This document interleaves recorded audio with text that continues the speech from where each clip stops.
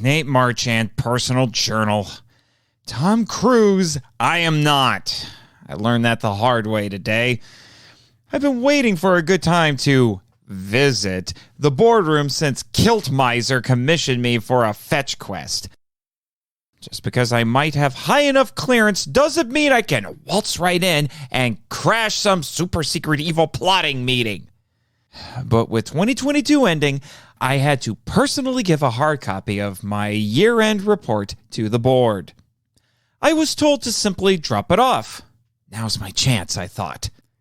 So, for the first time ever, I pressed the elevator button to the top floor in the island's mountain. Only Winter and the board get to go there. Not even Mr. Gold is allowed into their inner sanctum. Watching the floor number increase felt like a reverse countdown. I kept wiping sweat from my forehead with a small towel and stuffing it into my pocket while clutching a thick manila envelope. All the while, I did some breathing exercises Ozaki taught me in a few martial arts lessons. Then I heard a beep and stepped into the spider's lair.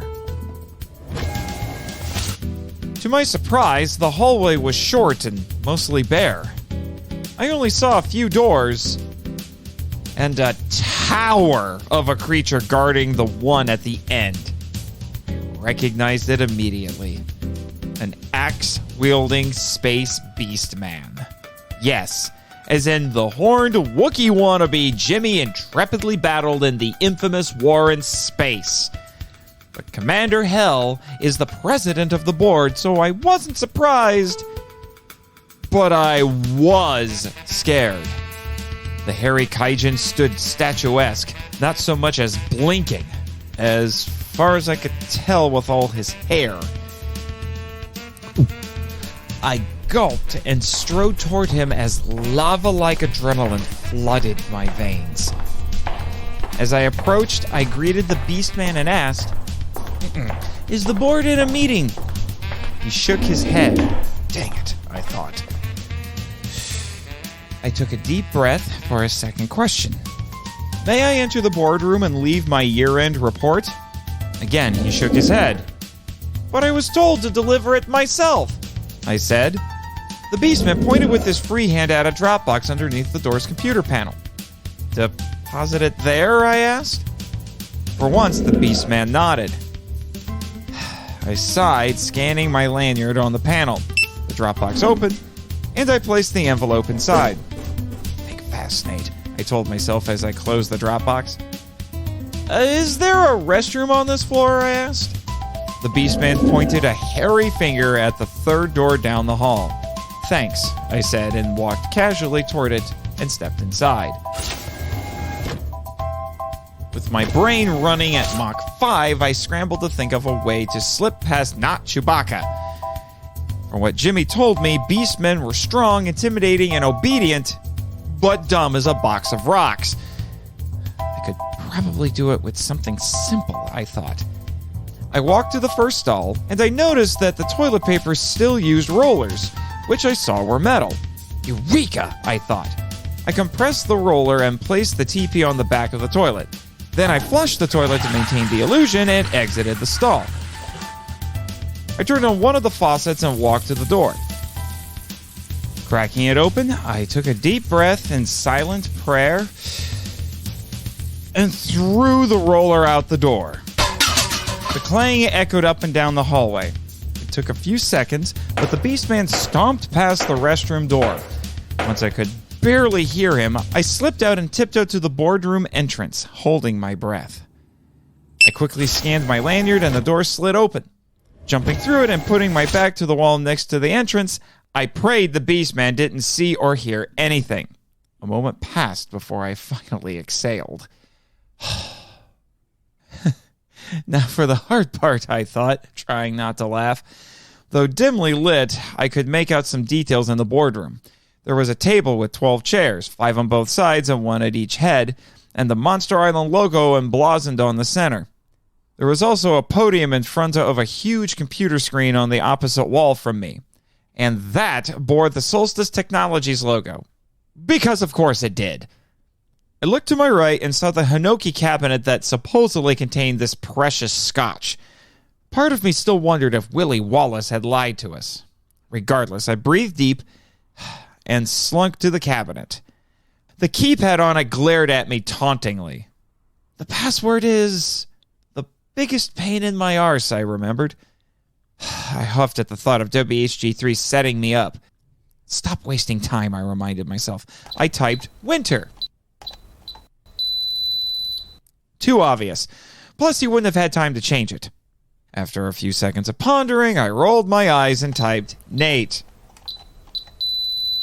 To my shock, no dice. Just to make sure, I tried both Nathan and Marchand. Nope. I was relieved and yet disappointed. I wondered, who else lives rent-free in Posh Slosh's head? Bonnie? No, he didn't meet her until he opened the pub, and he clearly has a thing for her. How long I racked my brain mulling over every conversation I'd ever had with Con Shawnery, I'm not sure. Suddenly, him despairing over his 5 ex-wives in the Gatekeeper's audio came to mind, and I remembered him saying just before we met Winter that they all had the same name. I typed Susan. Boo to the yaw, I exclaimed. I vowed never to say that again. Especially since the Space Beastman lumbered through the door and glared at me. Grubhub? I said. Lucky me, all the pseudo-Wookiee did was drag me to the ground floor and literally kicked me out.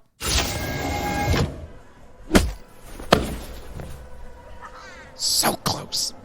So close, I thought as I stood up and rubbed my sore backside. It probably had a Beastman footprint indented in it. Now what am I going to do, I said. Perhaps you should talk to me, oui? I looked over my shoulder and saw Heat's French femme fatale standing behind me, her arms crossed. She wore her trademark leather jacket, midriff shirt, and black pants. Were you going for a rhyme there, Miss Dupre? Poetry was never my specialty. Of course not. Why did the, what do you nerds call it? Walking carpet throw you out? Long story short, I tried to get a bottle of scotch out of the boardroom so William H. George III will give me some dirt on Winter. Monsieur, wait here. She strode through the door like she owned the place. I paced for a few minutes and then sat on a nearby park bench to avoid attracting attention from passers-by. But as soon as I leaned back, a cold glass bottle dropped in my lap. Oi! Je t'en prie. I picked up the bottle and examined it. Ugh. Well, this is the Lagavulin 30, but how'd you sneak past the Beastman and get it so fast? Trade secret. Being all spy crafty. I get it. Anyway, I owe you one. You should have contacted me in the first place. George III told me I had to do this fetch quest myself.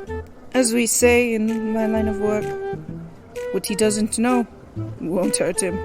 Duly noted, Leona the professional. Now, you'll excuse me, I have appearances to keep at KIJU. I'll have to hide this in the producer booth so Michael doesn't drink it. Tell Randy I said hi. If I feel like it.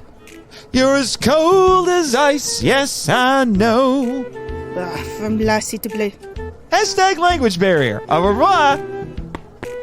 I ran before the scary lady could French roast me. End journal entry.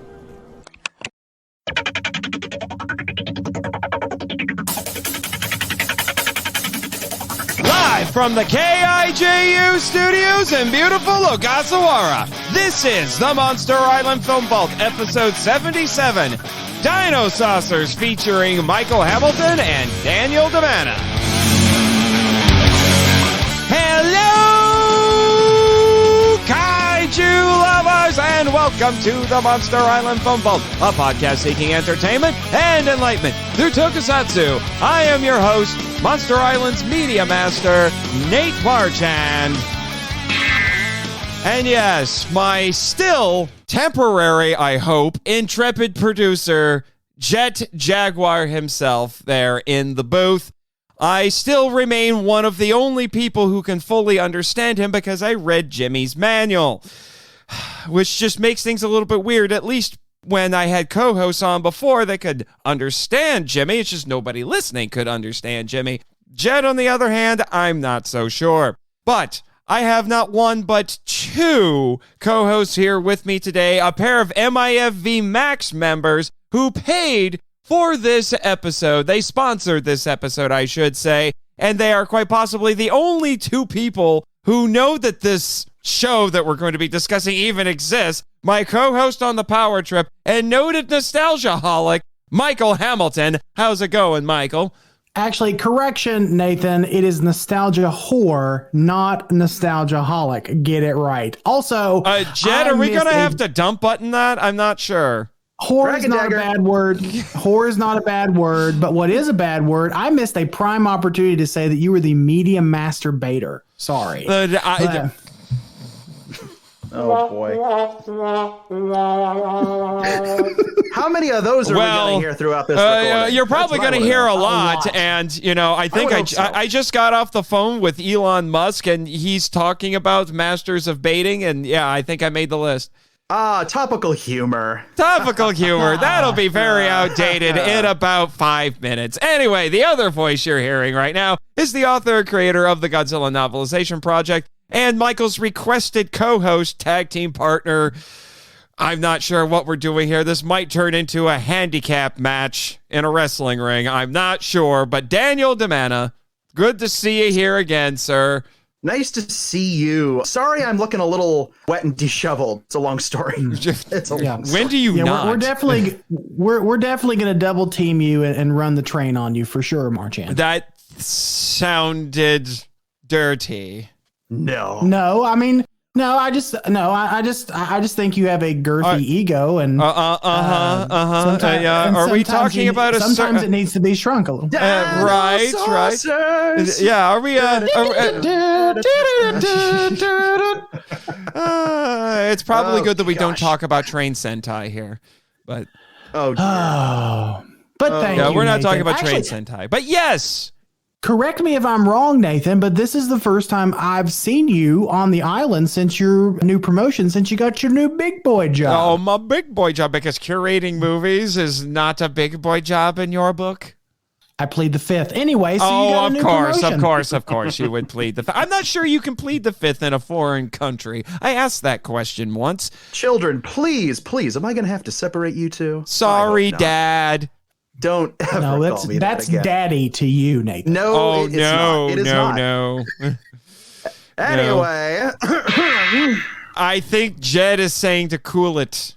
I agree with Jet. Nice to see you, Jet, by the way. How's it going? It's good to see Jet. I mean, Jet, you were looking really shiny today. Did you get polished before we got here? So Jimmy's got that new Gamera wax. You can understand him? Okay. Yeah, I can understand him. Jimmy gave me the same manual. Did he?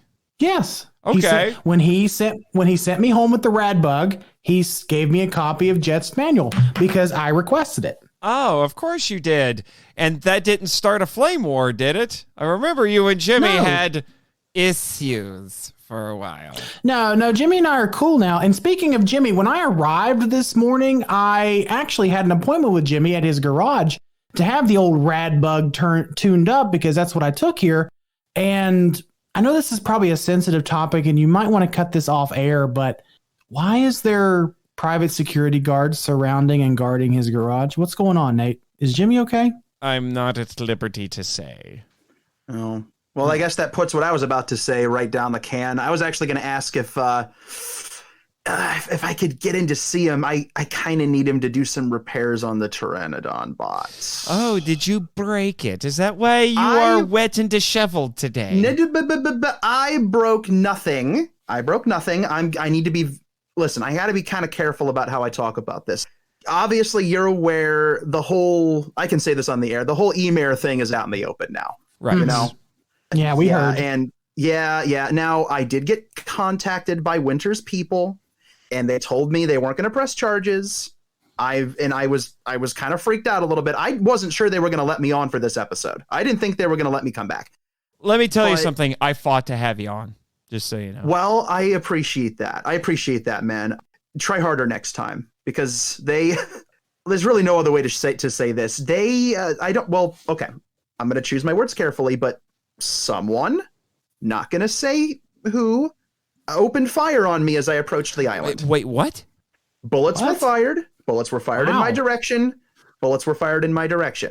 And it was pretty far out from the island too. So I don't know if it was coming from a boat or if it was coming from a drone. I'm not sure, but something was shooting at me. I'm not kidding.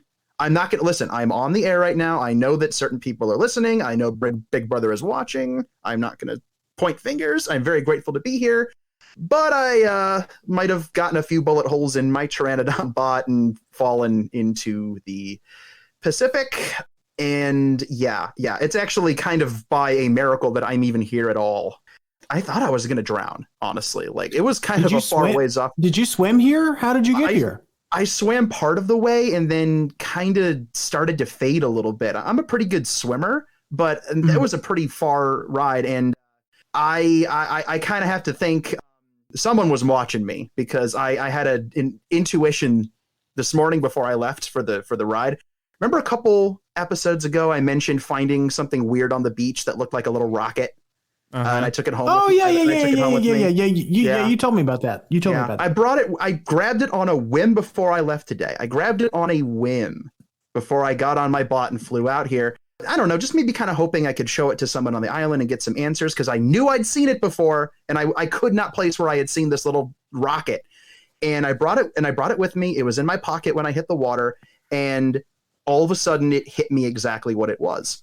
I couldn't believe it. I had forgotten. I was kind of embarrassed. So I fished it out of my pocket, and I put it up to my lips, and I whistled into it, and I waited a few minutes, and sure enough, out of the distance, a golden rocket appeared on the horizon. I was saved by the one and only Ambassador Magma, aka Goldar. Oh, the other Goldar. Yeah. Oh, the other Goldar. The other Goldar. I have no idea. I have no idea where he's been. I have no idea how far he came to get me, but he swooped down into the water, scooped me up, and left me on the beach.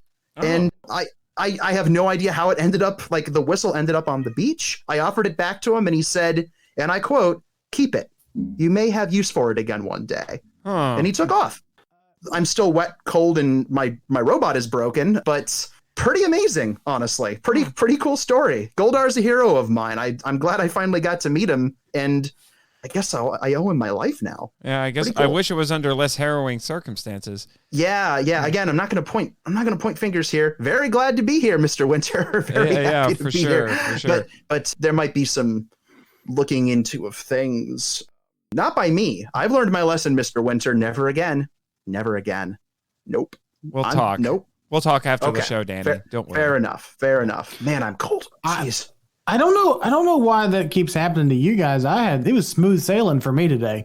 Like, I took the rad bug, like I said. I landed, went to grab some lunch and maybe a little drink at the Brasserie. The Brasserie. Everything was good. And I don't understand, Nathan, why you have such animosity between you and the Brasserie. Like, their food is delicious. Dani, I had that drink I told you about. The did you? What was it called?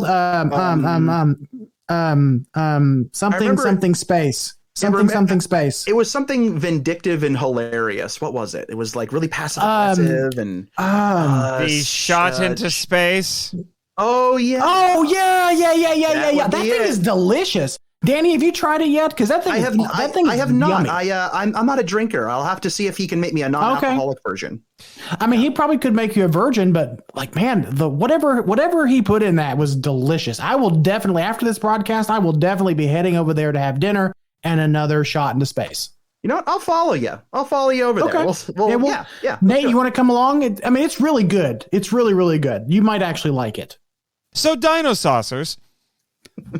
What? That was an awkward transition. Why are you? Yeah. Okay. If you didn't want to go to dinner with me and Dani, just say so. You don't have to just change the subject so abruptly, man. Come on. I mean, there's no need to be rude. I mean, we are paying you for this. Yes. Right. And we're also on the air, and I like my job. Oh, okay. I guess that's fair enough. We like That's your job fair. too, All right. for what it's worth. Yeah. Yeah, you can't have it. Anyway, so Dinosaucers. No, hang on. You didn't say it right. It's Dinosaurs. Here, I can do you one better. Do it.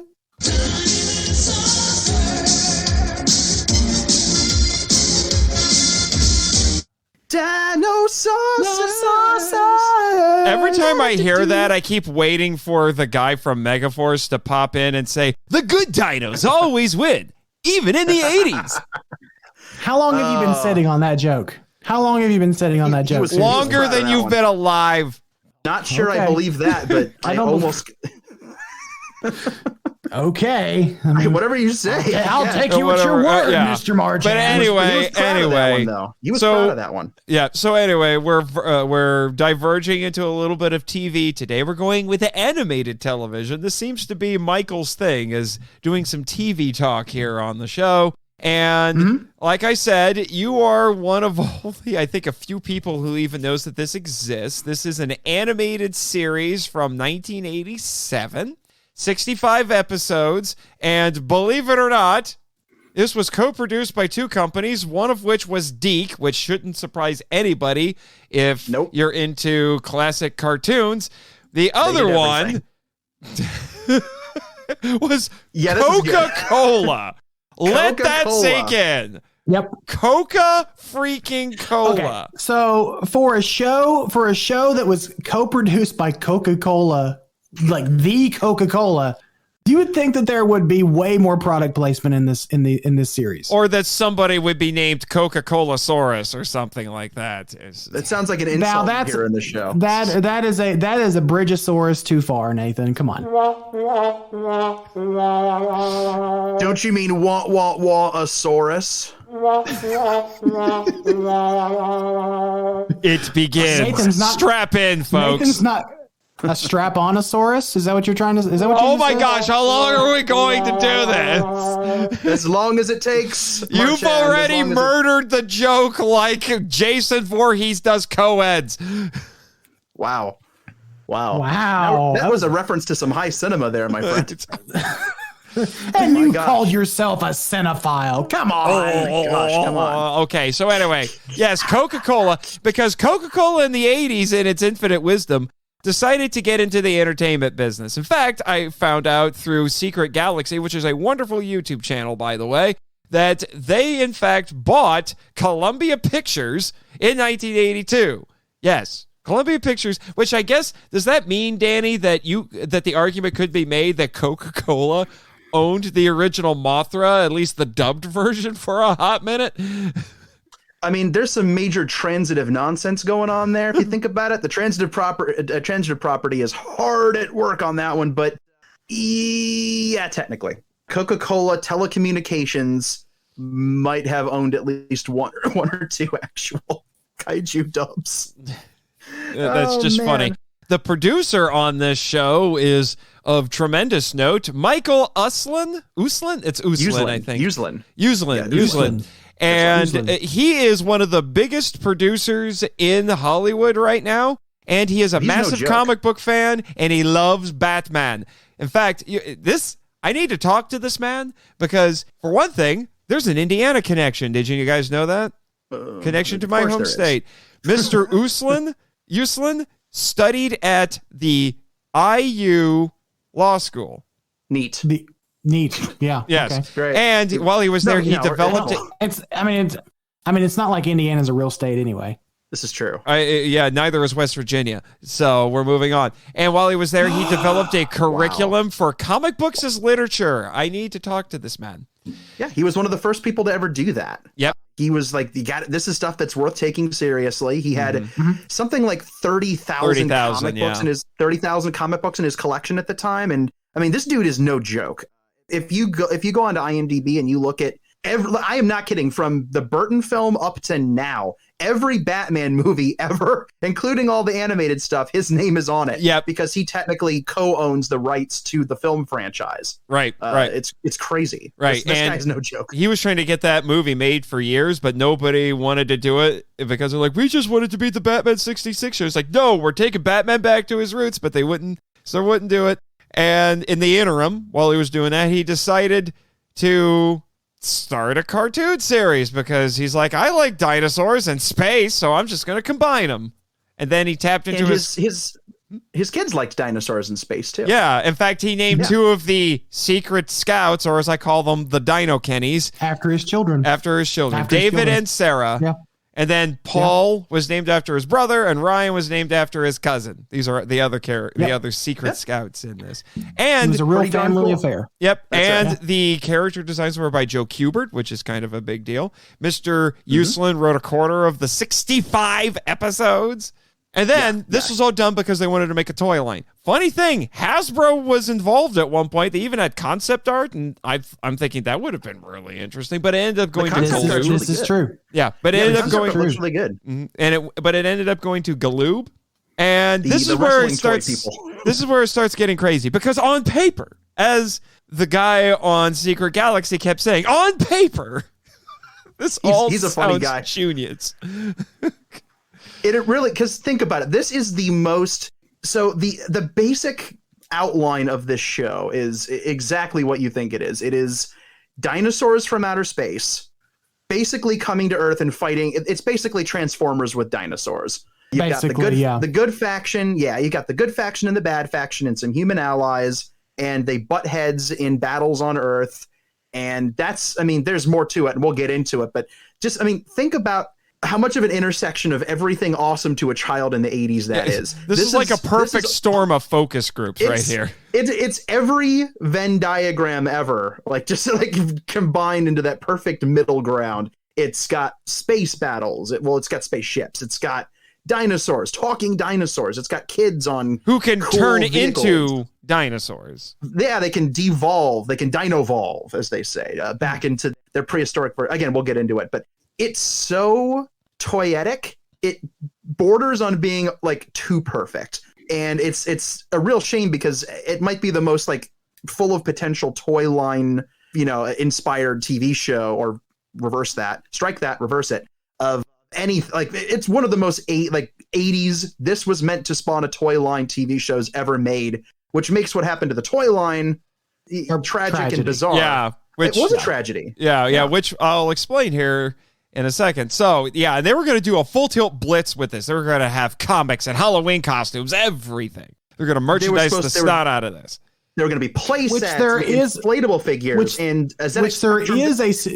there is a series of sequel comics that was made. Yes, I will get to I will get to those comics in a moment. So, here's what ended up happening. You can blame a movie I've never heard of until I watched this Secret Galaxy video, Ishtar. You'd never heard of Ishtar? I've never heard of Ishtar, but apparently most people haven't. Come on, man. Huh? Yeah.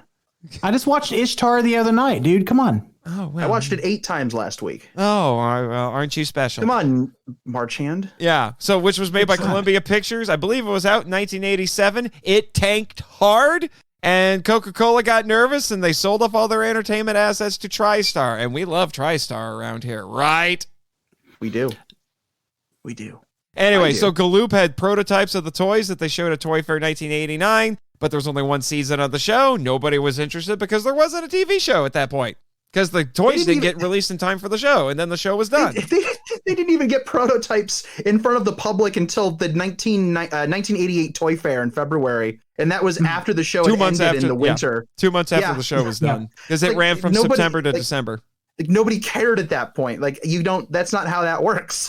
Yeah. And so it was completely thrown. It was derailed horribly. It would have lined up so well. It could have been a good selling toy line. Yeah, I think it could have been. I think so. I've seen pictures of the toys because some did get produced in Brazil, because there was a company called Glassleet that handled international distribution for the show and the toys, and a bunch of other shows and toys, by the way, of the 80s, like Thundercats and stuff like that, which is one of my favorites as a child.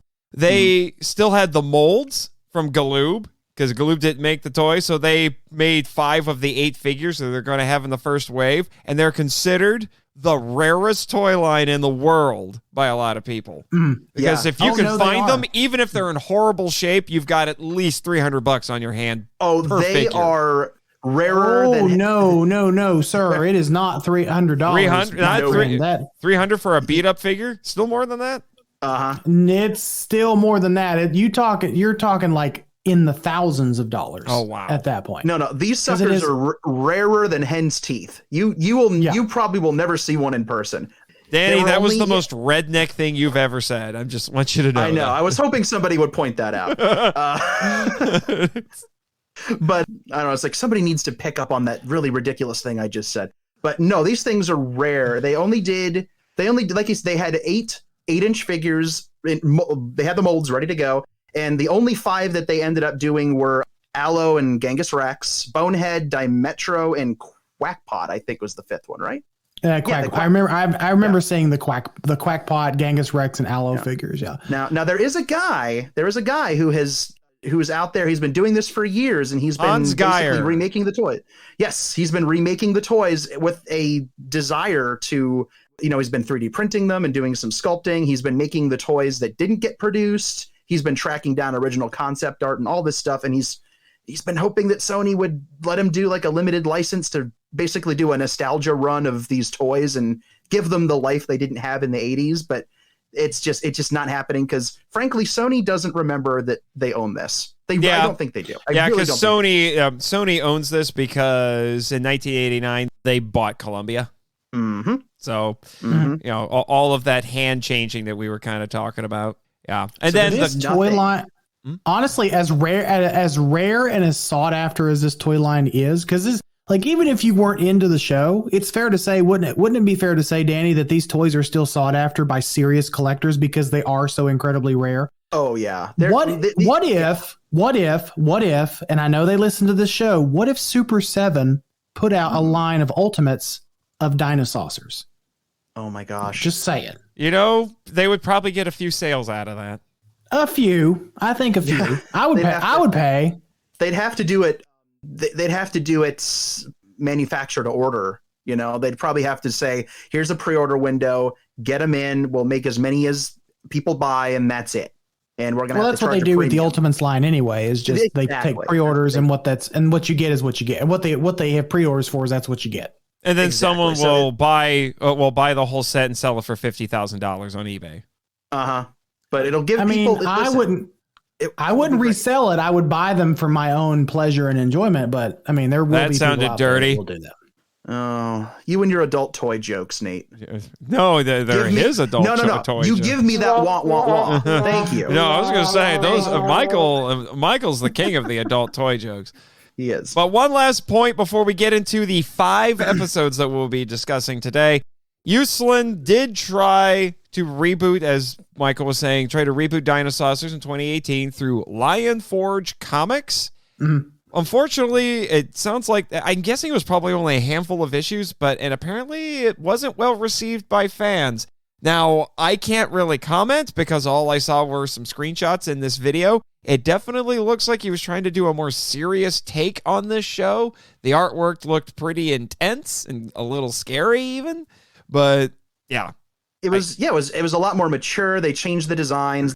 I guess the best word would be contemporized them, gave them some edge. Some of the dinosaurs had feathers on them, if I remember correctly. I've not actually read this comic. I should track it down. It's on my list, but yeah, it really is too bad because all these years later, it's clear that Uslan still has a soft spot for this property, for this IP, and in a perfect world, it's one of those rare instances where something that should have taken off just got hit by the worst storm, a wave of bad luck. Yeah, just outside of their control. A movie that tanked, a bunch of corporate buyouts. Corporate buyouts ruin everything. Yeah, they do. They really do. It reminds me a lot, and this is completely off topic genre wise, but in the early 1990s, somebody out there will get this. In the early 1990s, Dan Curtis directed a very limited, you only got one season out, remake of his classic 60s soap opera Dark Shadows, which is a supernatural show. It's awesome. And he made this amazing, star-studded, high-budget, hour-long episodes, like the whole season, this great remake. It's one of the only good, I won't say it's one of the only good TV remakes I've seen, but it is a really good remake of the classic show. And the Gulf War happened. and they started preempting airing of the episodes for news coverage. And as a result, I don't remember where it was airing, what channel was airing it, but they said, "Nah, you're not getting another season. Nobody was watching." Well, that's not in our control. There's a war going on. It kind of reminds me of that. Great idea, a lot of good stuff going for it, but circumstances outside of their control just tanked it. And so it's too bad. It's too bad. Yeah, that actually reminds me of what happened to Doctor Who initially, but the creators fought to make the BBC rerun the episode because it aired the day after President Kennedy was assassinated. Nobody watched it, and then they got him to run it again the next week, and then it was a hit. There you go. If maybe if they'd have given Dinosaucers another chance, maybe if they'd, because it didn't even, it never made it. It didn't hit the syndication number in television. The magic number is 100 episodes. If you can get to 100 episodes, then that's the prime syndication package that stations will buy. It lasted 65 one season. It didn't get there. So it barely even re-aired. There were only a handful of VHS tapes of, I believe, only the first 8 episodes. Those are almost as rare as the dang toys. Yeah. So I have to ask then. I've seen the VHSs pop up more often than the toys. Right. On eBay. Now of course they want them for ridiculous prices, but I do actually remember this airing on TV, Dani. I remember it aired in a double feature with Denver the Last Dinosaur. I think it was on on TNT or USA, and it was part of like the Dino Power Hour. So it was Dinosaurs and then Denver the Last Dinosaur, or vice versa. But I do remember this showing on TV and on like the USA Network or TBS, something back when TV was actually good, of course. So you caught reruns, right? So I caught reruns, yes. Yeah. And I'm sure it aired on some kind of package when I was a kid. I have very faint flashing memories of various dinosaur things on my television. This was a show that I started watching more later on. I was not alive when it initially was on television. And it was something that was kind of in the back of my head, and then it kind of became a curiosity later on, where I was like, "What Dinosaurs?" I used to continuously get it confused with Dino Riders, even though the two shows are nothing alike. Which I'm going to tell you right now, I looked into Dino Riders a little bit, and I think that one's a little bit more my style. Oh, here we go. There it's beginning. You better watch it. Here we go. The mudslinging. Nate's just gonna all over my childhood. Yes, Jet, dump button time. Yeah, we're aware. He knows what he's doing when he says the naughty voids. The naughty voids. He's making you extra. You don't have to tell him what to do all the time, Nathan. Come on. He's doing the best he can. Jet knows what he's doing. No, Jet. That was Jet saying that he is at the ready on the dump button. I specifically instructed him. Michael's coming today. You're gonna have to have the dump button ready. Then I guess our beef is with Jet. I guess. Yeah. Do you really want to mess with Jet? He's gonna punch your lights out. Well, I guess punch. I guess it's better than think punch. Save it for when we get to that episode, sir. So, in light of that, let's transition to the first of 5 episodes that we are discussing.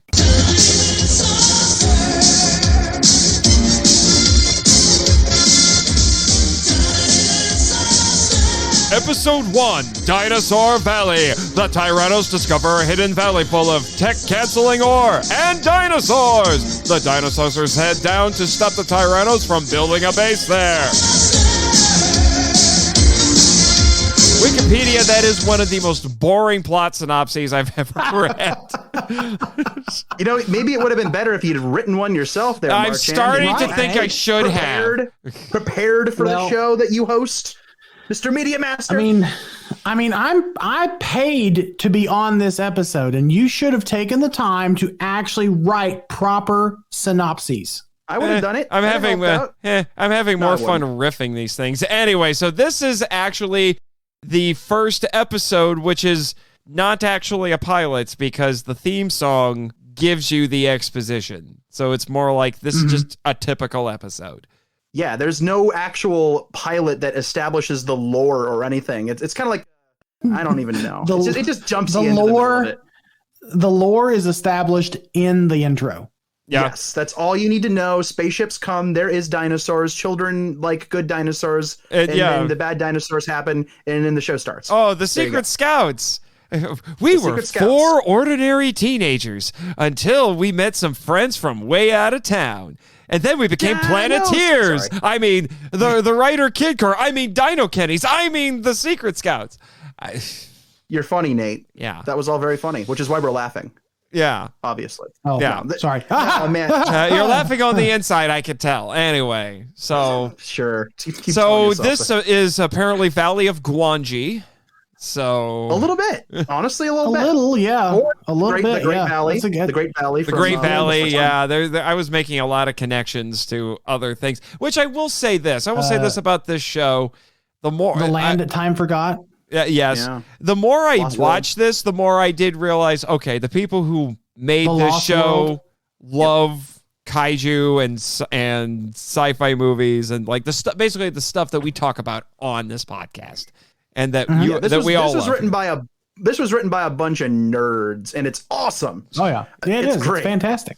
It is. It's like you can feel the It's fun fantastic. going What- on. You can feel it. Like, Yeah. let's have our first episode be about a lost world scenario, and then in one episode we'll fill in the blank. We'll parody this. We'll reference this. We'll reflect this back. We'll make reference to this. And the first episode right out of the gate is a lost world story. Yep. And now I'm a sucker for those. I want I'm to a say sucker for those. though, this is one of the more boring episode titles that they have, Oh. because this show Oh, okay. I thought you were gonna say has the episode was boring. fantastic Okay, yeah, episode he titles. scared me for a second, Dan. Yeah, no He kidding. scared me for a second. That's not No, good. I'm just saying the show has puntastic episode titles, so this one's really boring by comparison. Mm-hmm.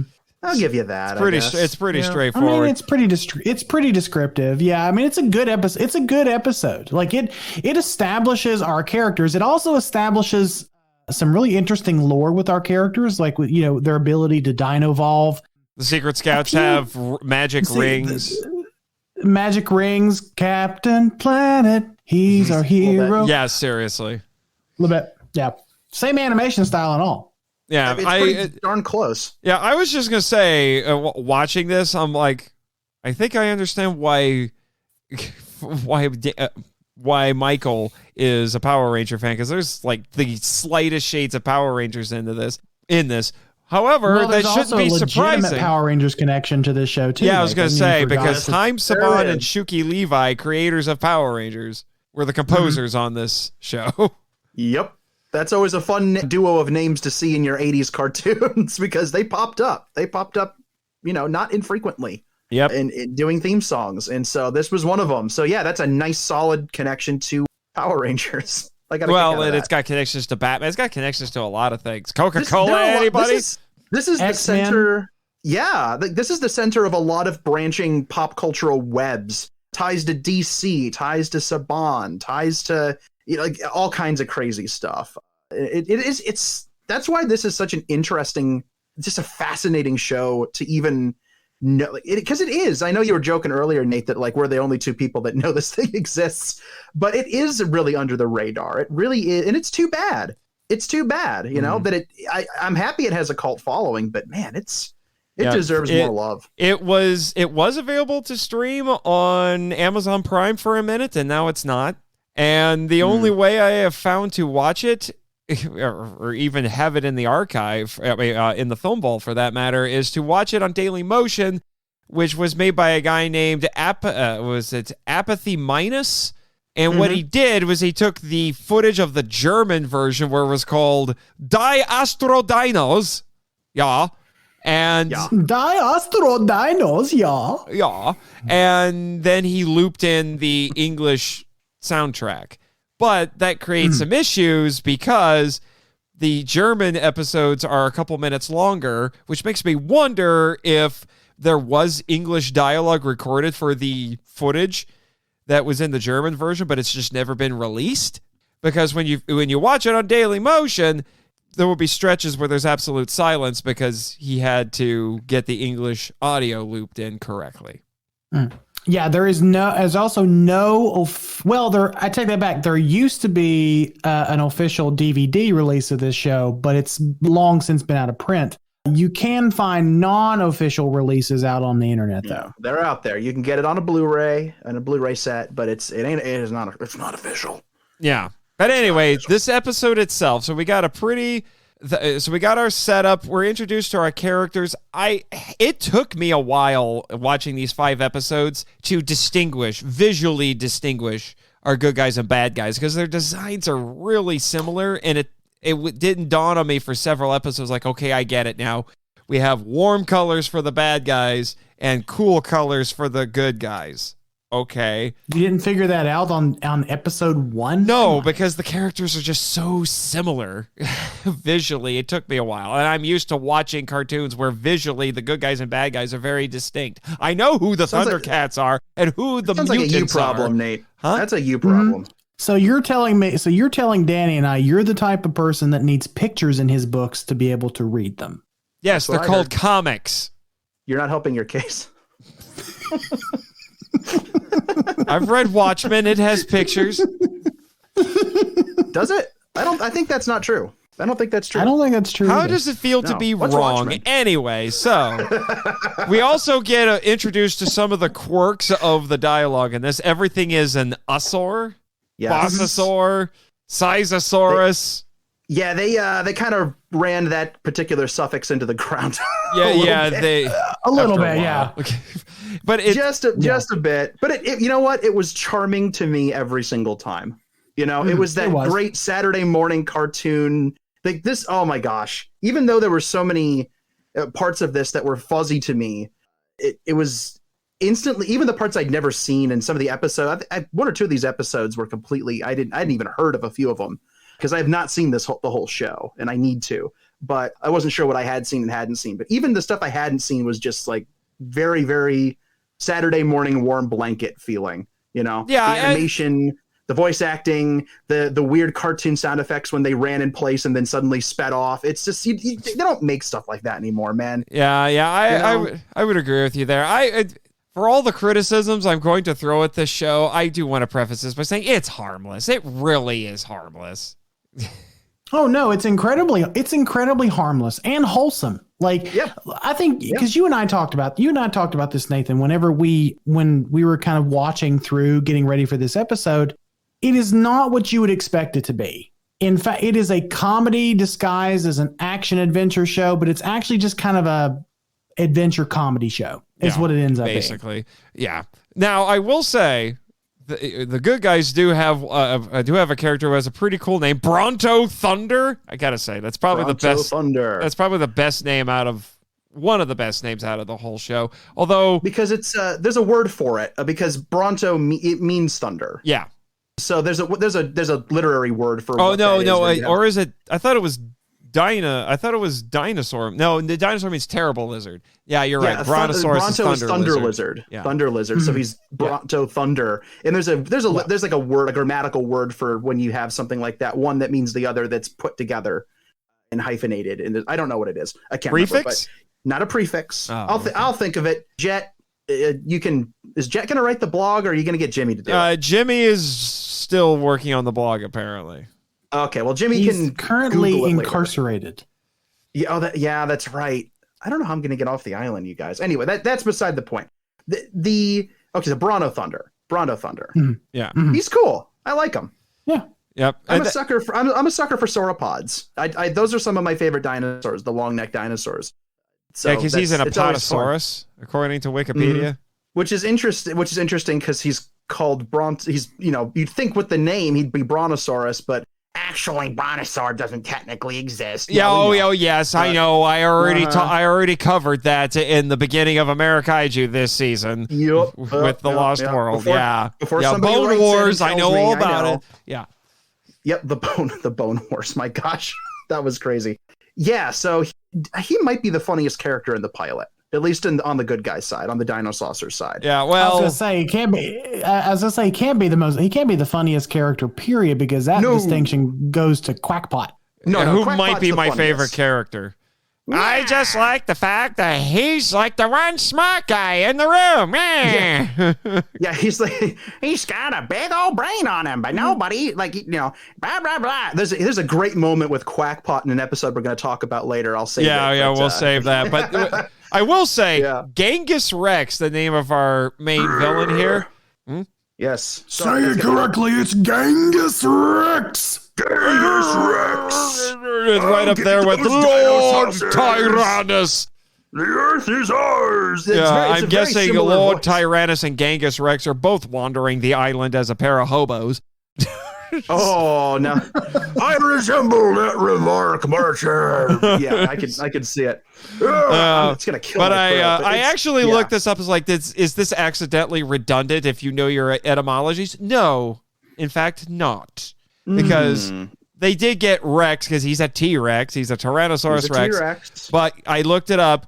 Genghis, because it comes from Genghis Khan. That's not actually his name. That was a title.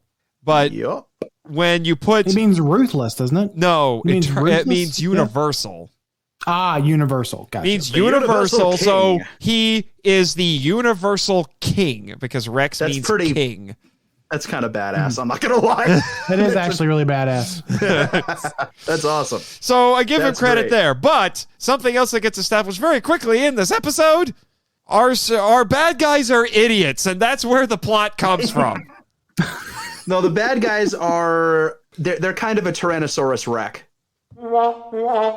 Thank you. There we go. That one was actually earned, Dani. I'm proud of you. Thank you. I don't know if I'm proud of myself, but I said it, and there it is. But no, they're completely wacky. They're just a kooky bunch of just goobers. They are. That's what they are. They're goobers. They're goobersaurs. They're goobersaurs. Well. Sure, why not? The shtick of this show, at least especially for the villains, their whole shtick is quest for power. We want to take over the world. Of course, but it will in an episode we'll talk about a little bit later. They get their Earth terminology screwed up in a way that says that's they think it's something. They get confused with actual. Okay, I'm just going to tell you.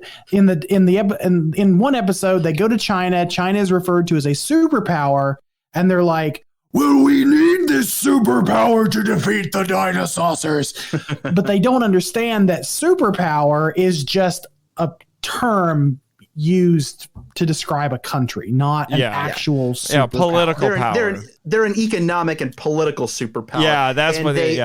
But they wouldn't have any context for that, and I think that's really smart and funny. It is. That's smart and funny. It is. It is funny. Like, I don't care what Marchand says. Like some of the comedy in this show is actually really smart and funny. Well, we'll talk about that in a little bit. But their plan here is enslave dinosaurs, which that's sort of sensible. Sort of. And then they have collars of control. I don't know, like compliance collars, like in Power Rangers? More Power Ranger connections here? Yeah. More Power Rangers. It all comes back to Power Rangers. Yeah. It all comes back together. Although it's all coming back to Power Rangers, Bossosaur.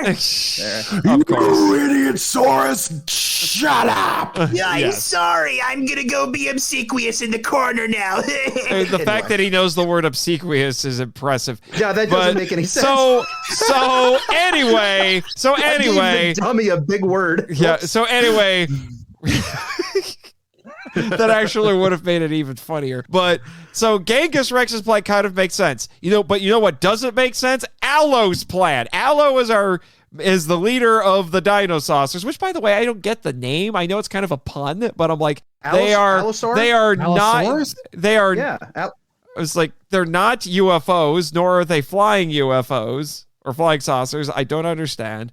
But the name Dinosaucers. I think you were talking about Alo's. Yeah. No, Alo I get. Alo I get. No, Dinosaurs I don't quite get.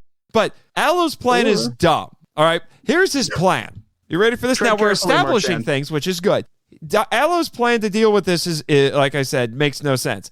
He says, I'm going to dino-volve so I look like a regular dinosaur so I can blend in with the ones that they're trying to enslave. Okay, I'm with you so far, Alo. Sure. Then someone says, well, what if they put a collar of control on you? It's like, oh, don't worry, I'll be fine. They put a collar of control on him, and then he's like, oh, no, he's mind-controlled, completely subservient. And then the rest of the heroes are like, oh, crap, we got to do something to help him. So then they spend at least half the episode trying to do things to help him. And then at the end, he's just like, ha-ha, I magically am too smart for your compliance collar. He pulled a Prince of Space. Your weapons don't work on me. Yeah. That's what he did. Marchand, did you ever... Your animation is ridiculous. Did you ever think that he was just faking it? Then That's what I why got from not it. tell your friends so they don't put themselves in danger trying What the to hell's he save gonna you? do, March? Is he gonna wink at them and blow their cover? Come on, No, man. he should have told them beforehand. You're too. Nate, I'm You're sensing a too lot of genre anger. A lot of Don't anger make over me this, hit the Marchand. rant master button here, buddy. No. You're too genre savvy for your own good, Marchand. Come on. Yes, I am. By genre savvy, I mean appreciate good, consistent writing. I get it. Wow. Now, if they could have fixed it, if it was like I just realized that I'm too smart for it, or maybe I have resisted long enough that I broke it, you could have fixed it one line. You really could have fixed it.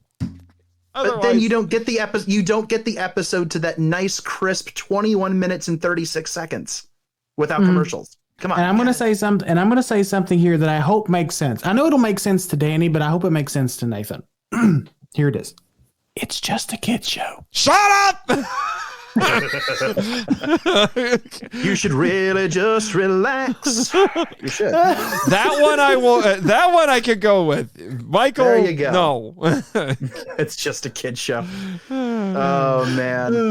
Do you have any? In all seriousness, it is a little weird that they kind of retcon their own plot line towards the end of the episode. But come on, like it's still if you get you can still get there. Like you don't have to have a wink and a nod at the audience to get there. I didn't. No, it doesn't have to be a wink and a nod to the audience. It just needs to be.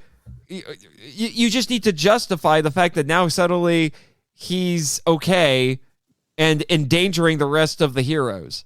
Because if it was going to be fine, what are the other heroes going to do? Why are they chasing after? He trusted his team. He knew they could. He trusts his team. That's what makes a good leader, Marchand. Come on, Yeah. like you This guys guy's like trust your team. You know what like also Optimus makes for Prime good with a tail. leadership? Actually telling your teammates what your plan is. Ooh.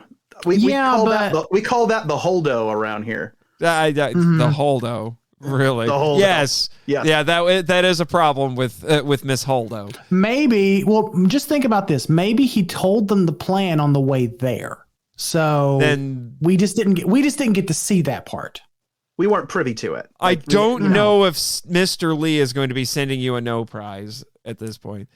So what you need to do, Nate, is you need to go back and you need to watch the episode again. And you need to watch it slowed down so that you can pick out all the details and you can see how wrong you are. Right. And then Actually, does anyone else like just appreciate how smooth the voice acting is for Aloe? By the way, it's very heroic. it's very Gary Owens. Yeah, it's very. It is it's like very, like I said. He sounds like he should be in Megaforce. Yeah, I'm not even going to try to do an impression of him. I don't like he has earned my respect as a leader, and therefore he will. I will not butcher his trying to do his voice, an imitation of his voice, mostly because I just don't think I can do it, and I'm trying not to admit it. But no, he's got a great voice, and he's got it's the one of the only dinosaur voices that doesn't have like the guttural sound or the kind of raspy sound. Oh, the raspy sound. The raspy from sound. Plesio. Yeah, Len yes. Carlson is the voice of Aloe. He also did the voice of Quackpot. Oh, I actually didn't know that. That's awesome. I didn't know that part either. That actually is really good on him for having good range with his voice acting for that. Yeah, I'm Good looking up. on his- I'm looking up his credits just to see what else he's done. A lot of it is stuff I've never heard of. I tell you what, the voice cast on this thing is fascinating because when I sat down to rewatch this stuff and watch some of the stuff I hadn't seen, I was expecting to see like the usual suspects pop up in the credits for voice acting. But no Frank Welker? Where's Frank? Where are all of those great voice actor names that you would recognize from literally every other 80s cartoon? I mean, I was gonna say that just they couldn't afford them, but it was Coca-Cola. So I was gonna say like this thing had a decent budget on it. 65 episodes. The animation is really nice. We haven't talked about the animation yet, and it's pretty great. It's hard. I have to imagine that drawing lip sync on animals that don't have lips is kind of difficult. Like, think about it. It's just a bunch of opening mouths, and they have to look like they're enunciating the words. And there's a lot of dynamic movement, and the environments. Well, there's a look lot nice. of expressiveness. There's a lot of expressiveness to. Well, except for Yeah. Bonehead. Bonehead doesn't really have an expression except for sad. Yeah, Bonehead just looks clinically depressed all the time. And you know, like Bonehead's not even in any of the episodes that we're going to talk about. No, until the he's in last one of them. That's what if you'd let me finish The my last ding one. dang Yeah. sentence. God, Marchand. He's in. The dump button. He's not in any of them, and except the last one. There, I got my sentence done. Dear Lord, Mr.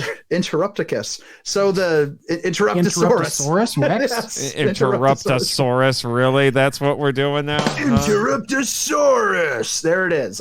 It's canon. I said it on the air, so it's canon. But yeah, he shows up later, and we'll talk more about Bonehead when we get to that episode. All right. Anything else to say about this episode? Anything else? No, I good. got nothing. I've got one more thing, and that's my favorites of the insults. Oh, Because I was keeping track of the insults, and my favorite one is at one point Genghis calls one of his underlings tail for brains. You tail for brains. And it just tickled me, so I had to share it. But yes, tail for brains. tail for brains.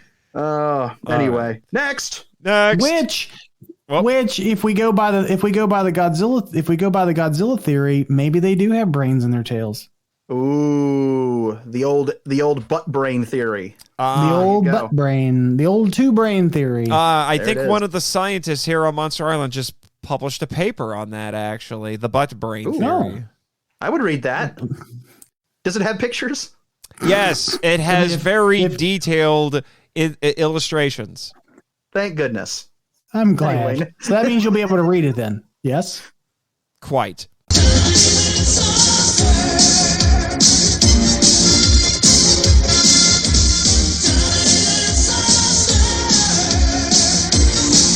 Episode 11, Sleeping Booty. Genghis Rex plans to recruit a giant monster to conquer Earth.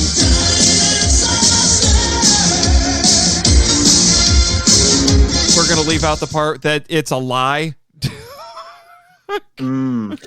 Okay, so first of all, how did Toho not sue them for this? I don't know. Seriously. Something I should have said. Photocopied. Something I should have said at the start here. You specifically requested 3 episodes, and then we randomly through a number generator. We picked the other 2. And what episodes they Yeah, were. we're gonna do the picked episodes first, and then the last 2 will just be the randoms. No, actually, I was planning on going in episode order. So Oh, okay. I Here thought, we go. you told me we were gonna do it. Okay, never mind. no, I changed my mind. Anyway, so Sleeping Booty and Toho suing. Give me that booty, that bootysaurus. Heave to, whilst I hoist me, Jolly Roger. Of course. Now, it is actually, I think it's actually meant to be referring to booty as in like buried treasure. No, that's exactly what it is. But Yeah. Sleeping treasure. Yeah, but it's funny. It really is funny. And this is one of the puntastic titles. I'm like, if every single episode was like this, it would actually elevate it slightly. But the reason you picked this is that this is one of 2 episodes with a pseudo Godzilla. no, there ain't nothing pseudo about this. There's nothing pseudo about that first 30 seconds. It's more than 30 seconds, but this is the part where I'm like, okay, I think I do like Quackpot now because Quackpot just wants to sit around, eat popcorn, and watch kaiju movies. I've never This sympathized with an episode- anthropomorphic dinosaur more in my life. I really haven't. This episode also had like one of the best lines from Genghis Rex. Oh, okay, yeah, I When- wrote it down. when- Yeah. When 'Cause, Quackpot's well, eating, we gotta when- set it up. When they're having their little meeting, they're watching the. Well, okay, I'm sorry, Nathan. No. This is your show. No, it's You're fine. right. You can This is your explain show. This is your show. Go ahead. Okay, so it starts with it starts with what we think is a pseudo Godzilla attack. I thought it was in universe for a hot minute. I've seen these clips on YouTube. Turns out it's actually the Tyrannos, the bad guys on their ship, watching a video, and Quackpot's getting into it, and the rest of them are like, what the frick are you doing wasting your time? And he's eating popcorn. And then I felt like I've been lied to because I'm like, there's no kaiju, there's no Godzilla, it's just a monster in the universe. And then they actually built off of that in a later episode. And then they get into a conversation about Dinosaur-18, because of course. And Dinosaur-18. yeah, and then Genghis Rex is like, what's that? He's like, it's popcorn. The humans always eat popcorn when they watch movies. And he just takes the bag, doesn't even take it out. Just This line is great. then just eats the whole thing. And then this is the best line out of all 5 episodes that we watched. It got a big chuckle out of me. So kudos to who wrote this episode. Kudos to Ron Harris and Diane Duane, who also wrote episode 1. This was gold. He said, if we weren't in such a hurry to conquer them, we could let their diet wipe them out. Gold. It's gold. It is gold. I agree. It's gold. And then he has another line after that, because Quackpot is we mentioned before, Quackpot is like super into this Godzilla movie, quote unquote Godzilla movie. We find out what his name is later. Yeah, we do. And he sneaks back in after they're off to go find this element X. They're off to go find this element X. Element X. And Quackpot goes back in and is like, no, I'll be there in a minute. And he goes back in, and he sits down, and he just starts eating his popcorn again. And he's like, I got to get to the good part. And then in comes Genghis, grabs him and says, you watch too much of that stuff. Your brain's going to go extinct. And when I heard that one, made me chuckle too. And then when that one hurt, I felt that one. On a personal level. That made me chuckle too. And I thought, it hasn't killed me yet. I was gonna say, and you live in this stuff, like you literally are on Monster Island. Yeah, I'm like, if it hasn't killed you yet, then I mean, there's always hope. Yeah. Just with kidding. Friends like you, who needs the Tyrannos? that was solely to make Michael laugh, and it worked. Yeah, yes, it did. But this is the scene after that. I immediately figured something out about these secret scouts, despite the fact that one of them shares a name with my real sister. Wow, why are you so mean to Jess? You're so mean to Jess. Why are you so mean to Jess? We're not talking right now, unfortunately. Yeah, but that's because you're being a butt. No, there are other reasons. Anyway, I have determined that Sarah on this show is a psychopath, because when she gets called by the Dinosaucers and they say the Tyrannos are building a new base, she is excited. And I'm like, what is wrong with you, girl? It's like, yay! The bad guys are building things to kill us all! I can't wait!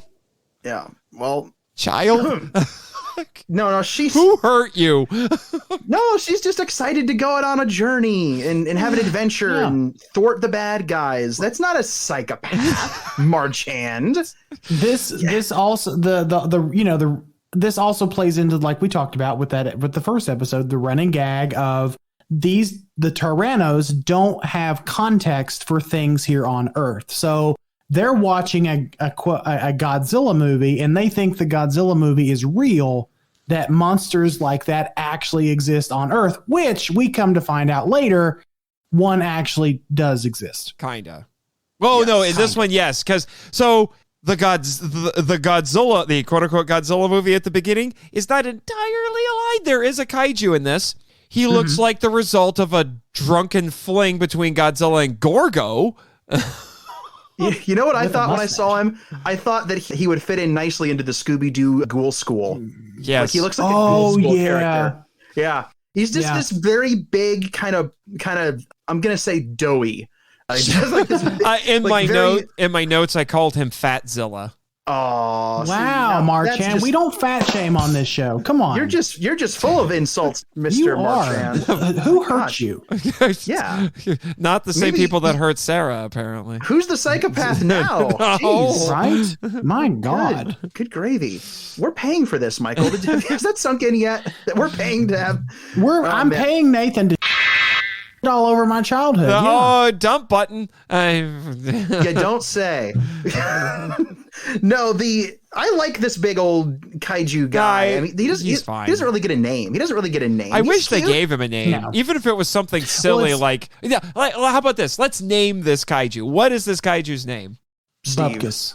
What? Bubkus? Bubkus? I just said Steve. Steve? Isn't that the name of the giant lizard guy in the Tick? I think so. Yeah, but what did you say? Bubkus? Bubkus. Yes, Bubkus. You know what? His name is Bubkus. I like this name. I approve of this name. So Bubkus. I like Bubkus. So I like that better. Can we get somebody to go capture Bubkus and bring him to the island? You're going to have to get him away from Mr. Clifton, who apparently is chasing the Dinosaucers. I didn't see this guy in another episode. He's chasing the Dinosaucers to prove that they're real. And I'm like, they're walking humanoid dinosaurs, and you're telling me people don't know they exist? They fly their dang spaceships over cities. Okay. So this is something that is a running plot line throughout this show, throughout the series. You would have had to have seen the earlier episodes. Yeah, that Major Clifton is actually trying to uncover that the Dinosaucers are here on Earth. He's the alien hunter. He works for a secret government agency. And he's obsessed with revealing to the world that aliens and dinosaurs actually exist. It's kind of like if you took Dr. Grant and Fox Mulder and made him a Man in Black. Yeah, and Dr. Mifune. A little bit of Dr. Mifune. A little bit of Dr. Mifune. Yeah. But so we got that problem to deal with, as well as figuring out what the Tyrannos are doing. And so they're trying to get the monster. So this is one of the ones where, like, okay, I'm following you, Mr. Rex. You want a giant monster at your beck and call. That makes sense. Now, I don't blame him for this. I really don't. How is he to know that the fabled kaiju, Bubkus, as we have called him, is in fact the biggest, nicest baby you've ever seen? Because apparently they are born huge. He is. Which means by this point, he's got to be about Godzilla Earth size. Which means he shouldn't be hard to find. So snap to it. Get on it, Marchand. I'm not the one who finds the monsters, sir. I mean, that's a good point. You know what? Who does find the monsters? Is that somebody's job? Oh, I guess that's true. Why do people think I run everything on this island? Do you think, how crazy do you think I am? My gosh. You do not want me to answer that question. You've had like 4 promotions in the last year. Not quite that many, but sure. I saw the tweets from the board earlier, sir. What's up with that? I am not at liberty to say on the air. But anyway, Bubkus. I feel like we're being lied to. We'll drop it for now because we've got a show to do, but there's some duplicitous nonsense going on. I smell skullduggery afoot, sir. You're whipping out the fancy words, Dani. I approve of this. I'm getting super esoteric tonight. Yeah, I can tell. My gosh. I'm waiting for Michael's brain to explode because he doesn't know what you're saying. You're speaking another language. Even though okay, hold on. I'm going to step in and defend Michael's honor real quick. Really? Okay. Wow. I know what skullduggery means. It's the last time we pay you for anything. Jeez. Wow. We paid to come on here and be verbally abused. Have you listened to the power trip, sir? I've never heard of it. Oh, that's unfortunate for you. It's the best podcast out there. Ooh, it's the best podcast ever in history. Okay. Anyway, so Bubkus. Now, there is a part in this that is in when I watched that extended German version that was silent at points, that got cut apparently in the US version, which is too bad because near as I could tell, just looking at the footage with no sound, he is apparently tickled by lasers. Yes, they try to shoot him in the stomach. The Tyrannos try to murder him, and the lasers hit him, and he just starts. Obviously, a baby. Like what monsters? And so, like, I'm not even being facetious. Hey, a big word. I'm not even like that's a horrible thing to do. And so they decide to shoot at this baby, and he just kind of laughs and bounces up and down, and he's being tickled, which was a relief. And I knew they weren't going to actually hurt this. Well, of course, because we know, of course not. But we know how kaiju work. They're immune to conventional weapons. That's just there you go. There you go. Mm-hmm. But it was still funny to see that reaction. And he's just a big old silly looking goofy monster. He's cute. He looks like he would be friends with Godzuki. Honestly, they could almost be kind of spiritual brethren in a way. Like there's kind of a kinship there in a weird way. Big old green. So Bupkis is a brother from another mother for Godzuki. I'm willing to go with that. I will go with that. But I'm just glad that Bupkis was able to thwart their nefarious schemes. We actually had something blow up in this. At this point, I watched 2 episodes and I'm like, where's the action in this action show? And then something blew up at the end. It's like, okay, we got something. You got to go back and watch episodes 2 through 10. This is episode 11, right? Yes. This is episode, yeah. So you got to go back and watch episodes 2. Yeah, episodes 2 through 10. So there you go. There's action. There's action in there. Yeah. I think if I'm not mistaken, the story arc with the Major ends with this episode. Okay. I think this is the end. He might be referenced later, but I think this is the last you see of him. He only made it through like a fifth or like sixth, less than a sixth of the series. Yeah. Well, at this point, he's taking care of a giant baby. Yeah, because the baby imprinted on him. Yes, it Mother Goosed him basically. So yeah. Well, I mean, I'm friends with Nick Totopoulos. He knows what that's like. He knows what that's about. Yeah. He knows what the worm guy. Like. The worm guy. Yeah. Dr. Papadopoulos. Oh, you realize how much he gets that joke? He's sick of it. I know he hates that. I know he hates that. Dr. Papadoodle. Yeah. Dr. Papa John's. Dr. Papa John's. Anyway. Yeah. Speaking of Papa John's, Mommy! Not the mama! Mommy! Not the mama! Yeah, that's there was a little bit of baby Sinclair there. I'm the baby, gotta love me. Purple eyes, I'm very cuddly. And now that song, which hasn't been stuck in your head since the early 90s, is stuck in your head again, listeners. There you go. And Psycho's and obviously Psycho Sarah wants to play with the kaiju, even though it's swimming around an oil rig, almost destroying it. Like you wouldn't, my man. Come on, if you're a big old friendly baby kaiju, you'd be like, come on. We would all want to go and give him like a little hug. Like, come on. Well, what's also notable about this episode is we are introduced to a new member of the Dinosaurs crew, Icky. Yes. No. Yes. Icky. Is this Icky's? Yes. This is his first episode, isn't it? I don't think this is his first. I don't think it's his first. It's the first episode, one that but we've it's talked the first about. episode. Okay, because I was gonna say, I feel like he was in earlier. Okay, never mind. But no, I like Icky. He's an ichthyosaurus. He's an ichthyosaurus, and he gets a more focused episode later that we're going to talk about. But which might have my favorite of the goofy titles out of all the ones we talk about today. Indeed. I'm looking up his voice actor here really quick. Keep talking. Go for it. No, he's great. But I will. You know what? I am going to have to adjust my nerd glasses here slightly. Ichthyosaurs are not dinosaurs. Sorry. Oh, they're technically not. They're not. They're not dinosaurs. Yeah, but Michael, but who technically cares? Two of the dinosaurs are not dinosaurs either. No, they're not. But again, that's pedantic. Like, who cares? They're dinosaurs. Yeah. Well, here's a fun fact for you. Icky. The name of Icky's voice actor is Thick Wilson. Thicky voiced Icky. Nice. Yep. Thicky Icky. Thicky. You know what this is? A slippery slope. That's what this is. Yes, it is. Do we have anything else to say about this episode? It was an amusing episode. The Godzilla bit at the beginning. Okay, so my question is, and I wrote this down in my notes because I do take notes sometimes. I do take notes. The whole, like the Tyranno's motivation for waking this creature up is to distract the humans so that they can gather up this really precious ore called Dinosaurium. Yeah, Dinosaurium 18. So while they're being distracted by Bupkis,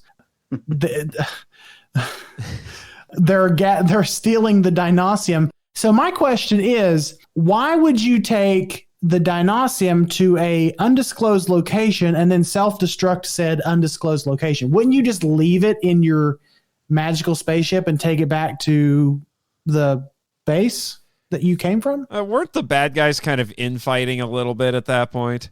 A little, it's a but the audio cut out a couple times. I really don't know the context. We're gonna have to either learn German or use our imaginations. Yeah, my headcanon is that one of them was just being petty against Genghis. That sounds about right. I mean, there is the line at the end that, you know, the humans can have their dinosaur. So he's, you know. No, you got to say it right. The humans can have their dinosaur. No, that was not the right character, sir. Oh, that wasn't that. That was the Ankylosaurus. The humans can have their dinosaur. No, it's the Ankylosaurus. The one that sounds like this. They can have their dinosaur. There, I did it. I got it. We nailed it. What? Okay, couple more silly things I have to throw in. Again, favorite insult: idiot tops. Idiot tops. Idiot tops. You idiot tops. And one other funny thing that stuck out to me: the saurus or source suffix being used perhaps a bit too much. Geiger-saurus counter. Oh, jeez, Geiger. Was that this episode? Yes, they use a Geiger-saurus counter. Are you sure? Yeah, I'm pretty sure. I wrote that down, but I'm like, I don't remember that in this episode. No, that's in the next episode. Is that in the next one? Well, then spoiler alert. Let's never mind. Well, okay, so just really quickly, speaking, like, because I know we talked a little bit about the music earlier.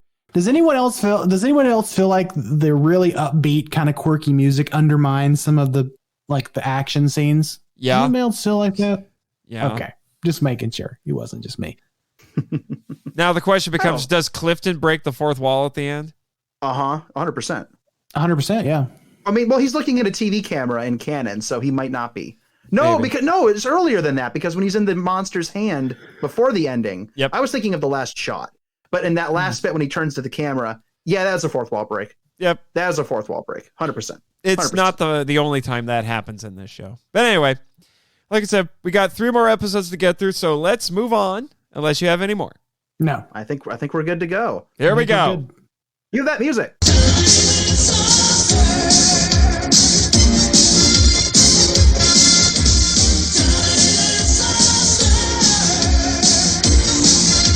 Episode 21, The Truth About Dragons. The Tyrannos go to China to get their claws on the country's superpower. A boy named Kai mistakes them for dragons. Yeah, that's basically accurate. And this is Mr. Doug Molitor, author of this episode. This is full of cliches and is, to put it politely, culturally insensitive. Okay, so I'm not going to go. Nicest way. I'm not going to go as far as to say this episode was a little bit racist, but I will say that it leans very heavily into some stereotypes. It does, and I have very little doubt, I should say, that these Chinese characters were voiced by white actors doing. Oh, there's no way they weren't. There's no way that's not exactly. Oh no, the bad Chinese accents, that was 100% white people. Gosh. This one out of the 5 that we're talking about today, this was probably the most difficult to watch, because I'm like, oh my gosh, guys, do you realize how bad this sounds? If I could sum up this episode in one sound, it would be. There it is. I did that a few times. Yeah. Oh, and they also have the very cliche sounding Asian music at the start. No, literally, dude, literally, yes. The episode starts and the first thing you hear is do do do do do do do do. It couldn't be more awful if they weren't trying. It was so bad. And then we get into this whole thing about how in the ancient world dragons existed. I'm like, in this universe, I don't doubt it, because we have kaiju and alien dinosaurs. Okay. We do. Oh my gosh. Right. And the voices, like, and then they just like, okay. Like that crap, they just keep doing it every couple of scenes. It's unrelenting. They just keep doing that music over and over again. It's like, I'll be honest with you. You're saying we're in China.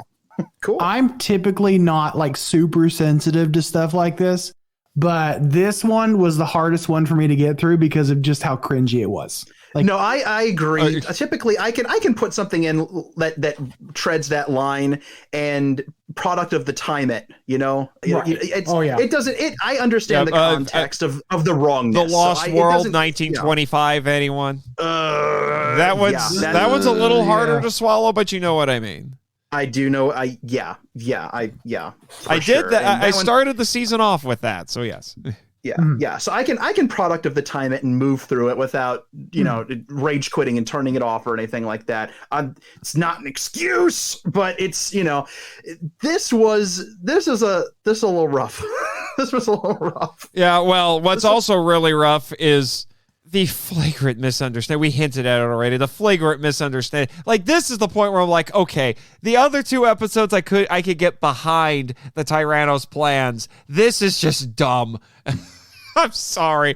They get told in PSA. Someone mentions in PSA time, as I put it, because the girl's like, we learned about China in school. They're an emergent superpower. And then someone says, it's Aloe. He says, if power is involved, you can bet the Tyrannos are involved. So he has the same misunderstanding that the Tyrannos do because he hears power and he thinks they do. Yeah, so they're dinosaurs from space, guys. They don't have the context of what we do. Yeah, I guess, but I think what we can definitely say is hashtag Tyrannos confirmed as communists. Oh boy. I mean, oh boy. Although technically, historically speaking, if the Chinese heard that the villain's name was Genghis Rex, they'd just hate him instantly because Genghis. Yeah, there's some history associated with that. Also, I feel like it has to be reiterated that this was a random pick episode. Yes, this is one of the randomly selected episodes. I put this through the random.org or whatever it was, and this is what it gave us. This is what it gave us. You cannot blame me for this. Thanks, I take no responsibility for this. Yeah. This one. Yeah. This one, and you know what else? And you know what else? Genghis Rex misunderstands. Okay, misunderstanding superpower. Sure. He also misunderstands agriculture. Yeah, because the kid is like, all power comes from the earth. No, that the voice. It was so bad. That is the level of cringe in this. That's what it sounded like. Yeah, because this kid, terrible. Kai, lives with his grandfather. He's some Chinese hick who's never left the farm where he was born. And doesn't know anything about anything other than how to till the land. And he says, my grandfather says that our power comes from the land. And then the Tyrannos become obsessed with digging up everything because they're like, we have to find it. Listen. They must have their power buried underground. We must dig it up. So again, I will defend the humor of the misunderstanding in the script. I think it's there, but you have to understand that Genghis has a brain about this size. He is sheer brute force. Oh, God. I don't. As your friend Eric, we're not Godzilla 62ing this, sir. As your friend Eric Carter, shut up. No, I'm just like, we don't know how big his brain is. I mean, we don't know what's going on. I mean, yeah, smart enough to fly a spaceship, smart enough to form English speech, but not smart enough to understand the nuance of what a superpower is. And agriculture. Yes. And agriculture. Or context clues. But I guess Genghis Rex is a carnivore. Maybe he has no concept of what agriculture is. I don't know. Instead of using the bulls to till the land, he eats the bulls. I don't know. The Bullosaurus there. Ha racism. A racistosaurus. Racist. No. You need the sad trombone, sir. No, I will not move on. Thank you. I agree. But anyway, I will not move on until you play. But then we see just how much of a hick Kai is, because the Tyrannos pass themselves off as dragons, and then he says, "How can you be dragons without wings?" And I'm like, kid, There are dragons without wings. You were not told the right stories. Which actually, that's a really good segue, Nate, because we get introduced to another new character, Terrible Dactyl, which is probably one of my favorite pun names. I love this character in general because of his voice. He's got this very sort of British sort of thing going on, and he's so funny. And he's a very fancy pteranodon, isn't he? He was called a snob at one point. Yes, he is a snob. Listen to the way he speaks. He's a total snob. Speaks. So, like, that's how he does. He goes speaks. You know, it's that very, I'm going over here now. Like that. That's how he sounds. It's so funny. Oh my gosh, like that's the kind of, you want to tickle my funny bone with voice acting, you have a pteranodon that talks like that. Like that's how you do it. It was probably voiced by the manager of the Brasserie. Yeah, the manager of the Brasserie. Yeah. It's like, oh my gosh, he cracks me up. Yeah, this is the first of this batch of episodes that he's in Terrible Dactyl. Admittedly, that was funny. But then, of course, they say, "Oh, we're young dragons. We don't have our wings yet, except for Terrible Dactyl." But they use Terrible Dactyl. Terrible Dactyl is really just there so they can quote unquote prove that they're dragons. It's kind of funny. He says, "Take that back. I don't have an ounce of dragon blood." And then Genghis Rex shuts. But then, of course, it's actually a really funny gag. But then, of course, Kai, who lives in a communist country, he starts helping them out and then tells them after they give him some orders, "I hear and obey." Of course you do. Of course. Well, I'm going to call that.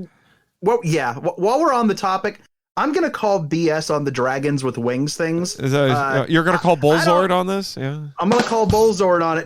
Thank you. Because look at most traditional depictions of Chinese dragons and tell me how many wings you see. Exactly.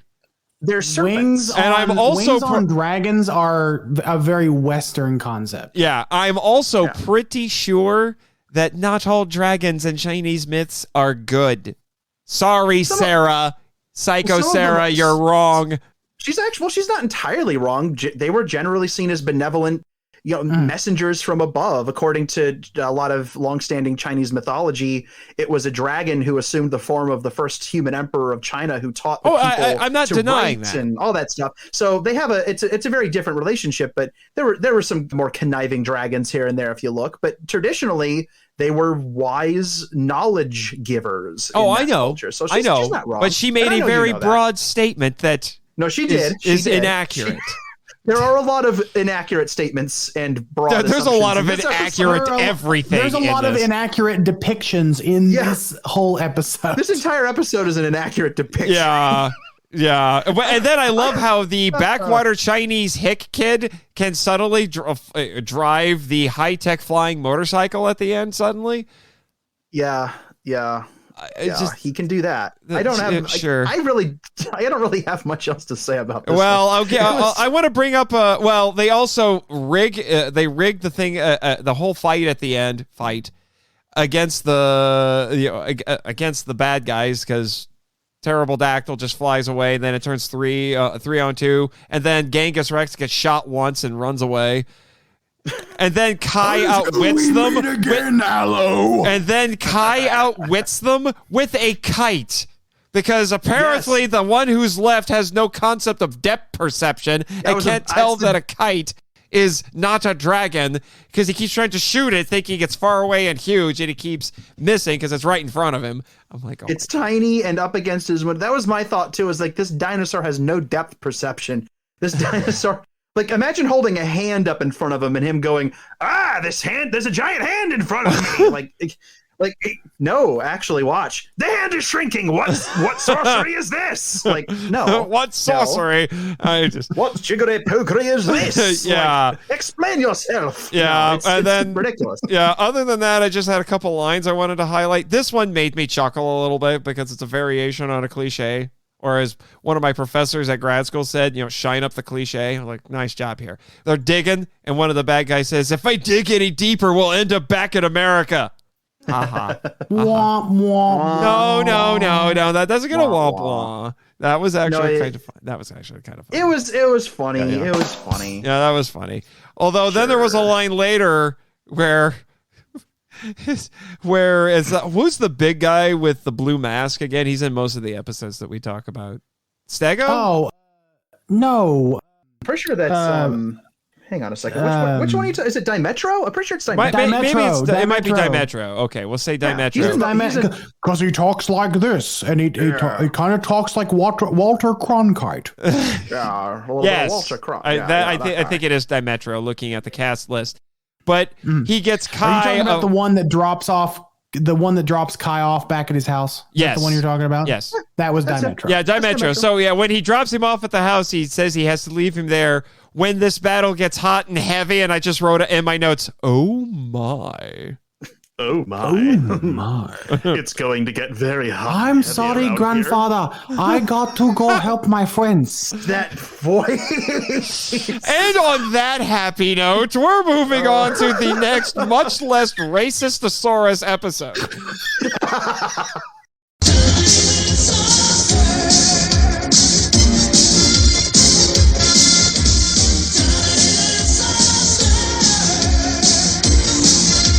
Episode 33, Age of Aquariums. Plesio frees the fish in the aquarium the Secret Scouts work at and tries to get them to revolt against humanity.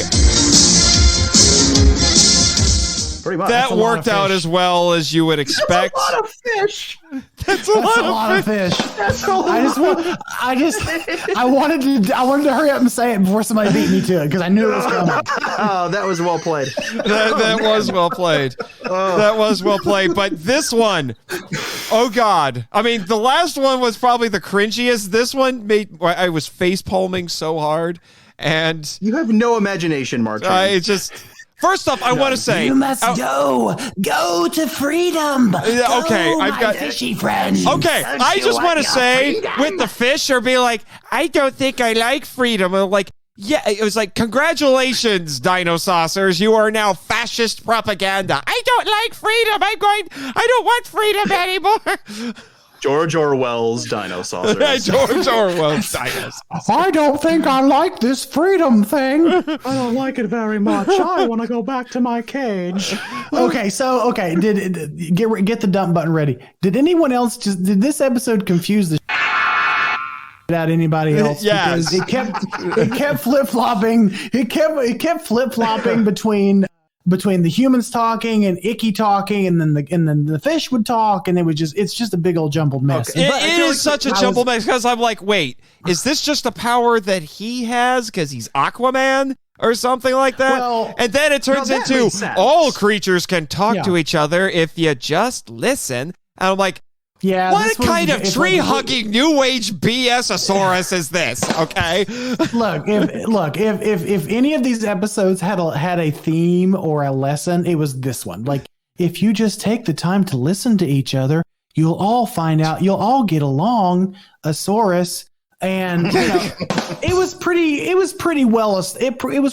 established early on that it's Icky that possesses the power to talk to the fish. Yeah, like that makes No, sense. you're not. I think you're wonderful. Oh, that octopus had that was bad. Cute though. That was adorable. Okay, so that was one wet octopusy. Sorry. Parents, this might be a good time to take your children out of the room. Somewhere Ian Fleming is shaking his head. Yeah. Too bad he's dead. Oh, he is so disappointed with Michael right now. He is shaking his head in his grave. Oh man. Okay, so we should probably I'm just going to be honest.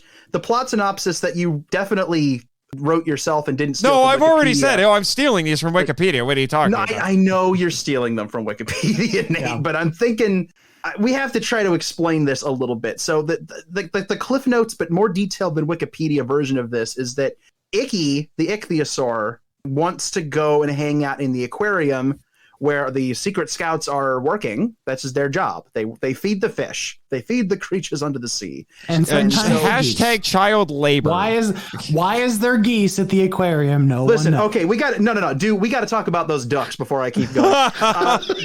Hold up, the ducks.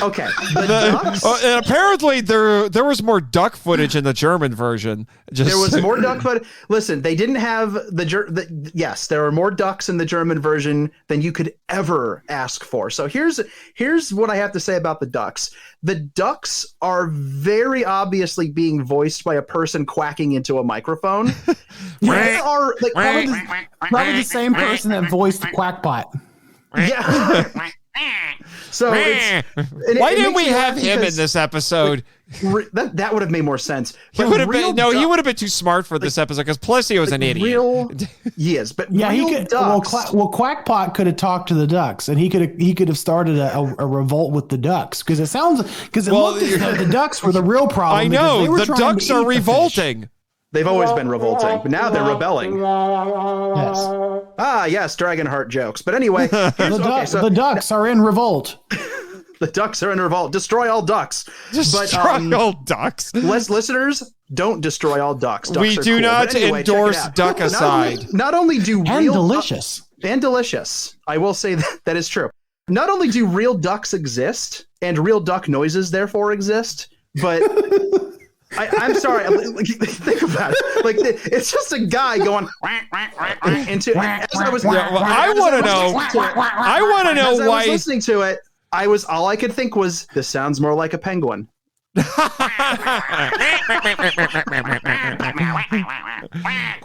Where's Burgess Meredith when you need him? He's also dead, unfortunately. At this point? No. Anyway, I want to know why we have unsupervised child labor going on in this. There are no adults. Know how old these kids are. It was a different time. We don't know how old these kids are. We don't. It was a different time.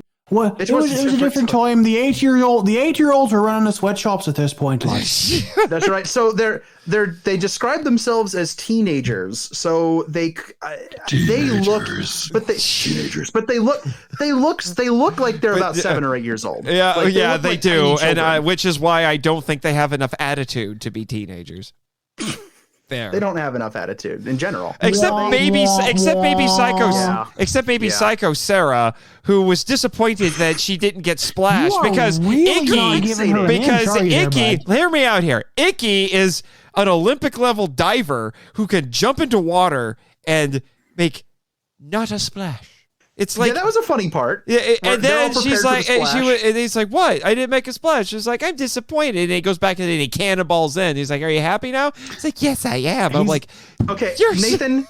He's not just smooth; he's Dolphinsaurus smooth.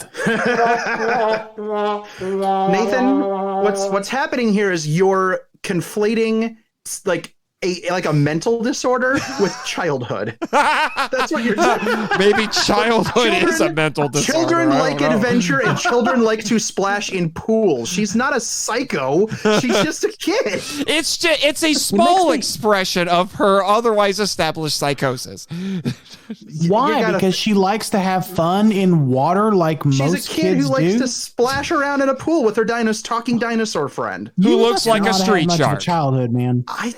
We're learning a lot about Nate's lack of childhood than I thought we were going to talking about this. I mean, no wonder it's all over my childhood. Oh my gosh, so much dump button. Oh man, so much dump button.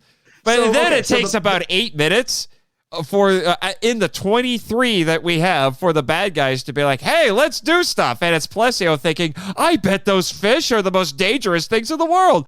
Nay, the galaxy. Nay, the universe itself. Nathan Saurus, you got to say it right. You got to say it right. Those fish must be the most dangerous beings in the earth. That's perfect. Yeah, so the Plessio decides he's going to go into the aquarium and he's going to basically rabble rouse all of the because apparently and lead a Planet of the Apes, like a conquest of the Planet of the Apes style fish revolt against mankind. Conquest of the Planet of the Fish, and then which ends pretty abruptly when they realize, oh, fish can't breathe out of water. Yeah, well, except for the dolphins that are actually mammals, and I will give the show credit. They called out the fact that because Plessio was saying, we're going to take the planet from the mammals, and the dolphin's like, wait, we're mammals. We don't like you know this what? anymore. I gotta give some kudos to that lobster. That lobster was funny. The lobster, like it's just like they're treating you like animals. We are animals. I think that lobster just finished reading Animal Farm, and he's like, I'm out. There was something very Animal Farm about. I made the Orwell joke, but there was something uncomfortably Animal Farm-esque about this episode. You know what would have been that? What would have made that even funnier is if. I think this was way before this. When was the Little Mermaid, the Disney's when was that? Was it the 2 years later, 1989? I want to say 89. All right, 89. never mind. Never mind. I thought it was around this time. So I was gonna say they should have had the lobster have a Caribbean accent, man. Yeah. No, There you go. Yeah, Or they could have had anybody here seen the incredible Mr. Limpet with. Yes. Yes, they could have. They should have got the old codger crab from that one. Yes. They should have made him the old man. Yeah. Show long, Flatbush. Like they should have gotten that guy. Yeah. Mr. Limpet would not have stood for any of this, by the way. Oh, he would have yeah. nipped it in the bud. Yeah, but now explain this to me. Plesio, despite being evil, must be an incredibly good listener because he can talk to the fish.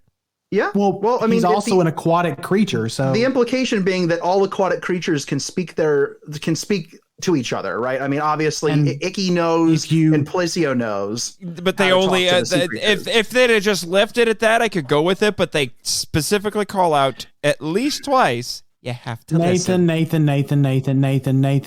You're just not taking the time to listen. Did this episode teach you nothing? Yeah, this episode didn't teach you anything. You have to take the time to Michael, listen. when you go back to your apartment in the state of West Virginia, which may or may not exist, I need you to listen really hard with your cats and tell me what they say. I have full conversations with my cats, sir. That just means you're a psycho as Sarah. Good Lord, the fixation on Sarah. I don't get it. What did this child do to you? What did this child do to you, man? Somebody named Sarah hurt you in the past. You want to talk about it? Yeah, it's my sister. Do you want to pause the recording and talk? Do you want to pause the recording and then tell us why you hate your sister and that's why you're projecting onto this little girl? Just like hit the cough button. The audience, the island does not need to hear us talk about this. We're hey, I didn't have any problem with the Sarah and Ninja Steel, Michael. Neither did you. 5 minutes later. Yup. That's what this is. I mean, it's them Where's Jacques James. Cousteau when you need him? Oh my gosh. So okay. Do we? How much do we want to talk about the revolt of the fish, the revolt of the planet, of the fish? And how it was actually successful against a small fishing vessel, and Like, then listen, could not stop the ocean liner. Listen, this is what I do. While Nate, you're fixated on talking animals, I'm thinking about the wider implications for mankind. If this had worked, and it was working, there are a lot of frickin' fish out there. Like, do you know how many fish there are? Do you realize what the world economy would look like if you disrupted the fishing lanes? Come on, man. Like, what if the fish decided we just don't want to be caught? And they just didn't get caught. And then they came out of the water, Junji Ito style, and or like Lovecraftian, Lovecraft style, and decided, you know what? It's time that we started, turning you into fish sticks, human sticks. Yeah. Do you realize it's time to how start much putting you on our pizza? Guys, someone tried this once already and was was technically less successful. His name was Zigra. Do you realize how much of our society is connected to water? Fish have the upper hand. You just don't believe me. You know what? And I'm going to throw in the word, you said upper hand. I'm going to tack on the word tentacle here because we're also talking cephalopods. And dude, cephalopods like octopi and squid are stupid smart. Like they're ridiculously, that was an oxymoron, but they're ridiculously smart. Like seriously, they can squeeze into orifices smaller than what you think. Yeah, like if it's... I know. That's what hentai has been teaching us for years. Stop. Oh, God, stop it. That's not what I'm talking about. Good Lord. You know what, Michael? You and I have a conversation about our fish overlords, and we can... Let's ignore everything Nate says for the next 5 minutes and just have a talk about why fish are superior. Oh, I see how this works now. We don't believe in listening anymore. Okay. We really don't. I mean, so here we go. So let's talk sharks. Okay, let's talk sharks. What if the sharks got involved? What if the manta rays got involved? The eels. I mean, a manta ray did kill Steve Irwin. So a stingray killed Steve Irwin. But just imagine what a buttload of stingrays could do if they decided. I mean, they do swim in gigantic groups. Have you ever seen video of those things? Come on. Yeah, it's crazy. Now, think about it. There is more ecology under the waves of our world than there is above the waves. It's crazy. We know so little about what's down there. And I mean, you know what? Implications. Maybe Plesio could have found more giant monsters like Bubkiss. Maybe he could have turned Bubkiss against humanity because apparently he's just. Does he really have that much charisma? No, but you know what? I was thinking about this too, Dani. While we're still ignoring Nathan, that you're not even taking into account giant squid. Have you seen what giant squid are able to do to blue whales? It's sperm insane. Whales? Hey, whales. We don't want whales turning against us. We'll just throw that on there. But then imagine if a giant squid, they just start toppling fishing boats, and then they start crawling up onto land just far enough that they don't suffocate, but enough to start strangling fishermen. Just hear me out. Just imagine an army of Moby Dicks, an army of dicks just swimming in the ocean. I've never heard anything more terrifying in my life, frankly. I represented Moby Dick in court once. Sure you did. Anyway, we're not listening to you. Okay. So you're doing a terrible job. So hear me out. An army of sea sponges detach themselves from the ground and smother us in our sleep by wrapping themselves around our noses and our mouths. Unless you're in the water, they can do nothing. But they're going to come out of the Nathan. Water. They can come back to life. Octopi, the blue-ringed octopus has enough venom in it that if it bites you and you don't have an antidote right on hand, you're dead in minutes.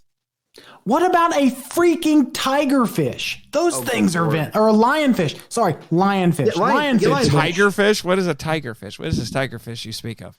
Did you hear something? I'm thinking. I thought I heard someone talking. I'm thinking. I don't know. Tiger sharks, lionfish. There's a lot of big catfish. I'm going to make the argument that was accidental. There's a lot of big catfish, but there's a lot of big catfish.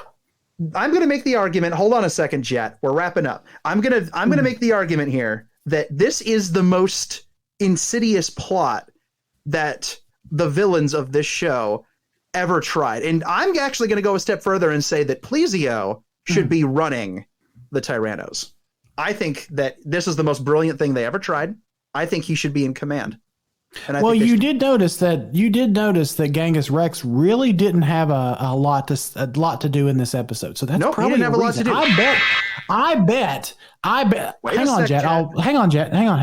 I bet that Plesio actually had Genghis Rex tied up back at their base because he says, "No, Genghis Rex, I'm going to take over now because I'm the smartest." He pulled a Starscream, that conniving villain. I know, Jet. I know. You're getting impatient. You want to interject here, but the adults are talking. Hang on. Sure, we're getting close to the end. Wow. You kiss your mother with that mouth, Jet? We're going to get to you. Hang on. Good Lord. Has he been dipping into Jimmy's booze? Come on. Something. So you have been. You know what? I don't want to know. Okay, we'll get to it. We're about done. I think we've made our point. Apparently, Jet is Bender. My gosh. I guess so. Bent over? What? What'd you say? Oh, what was that? Didn't you have a conversation to finish? So we can move on to the next episode. You know what? No, obviously, you guys are impatient. Obviously not, because you're not going to allow us to finish it anyway. So let's move on. We're just done, I guess. That's fine. Okay. All I have to say is, okay, potential. I don't know if he has the charisma to do it. He charismaed an entire aquarium. What are you talking about? Mm-hmm. That was all charisma. He didn't use any kind of mind control ray on them. He just This is the age of Aquarium. I was to say we need to talk about we didn't talk about the puntastic name for this episode. No, this might be my favorite. Let's do it right now. Yeah. Okay. Are we moving on? Are we moving on? I think it's time to go to the last episode. Okay. I think so. All right, Yeah. we're moving on. All right. The slightly less racist episode. Slightly.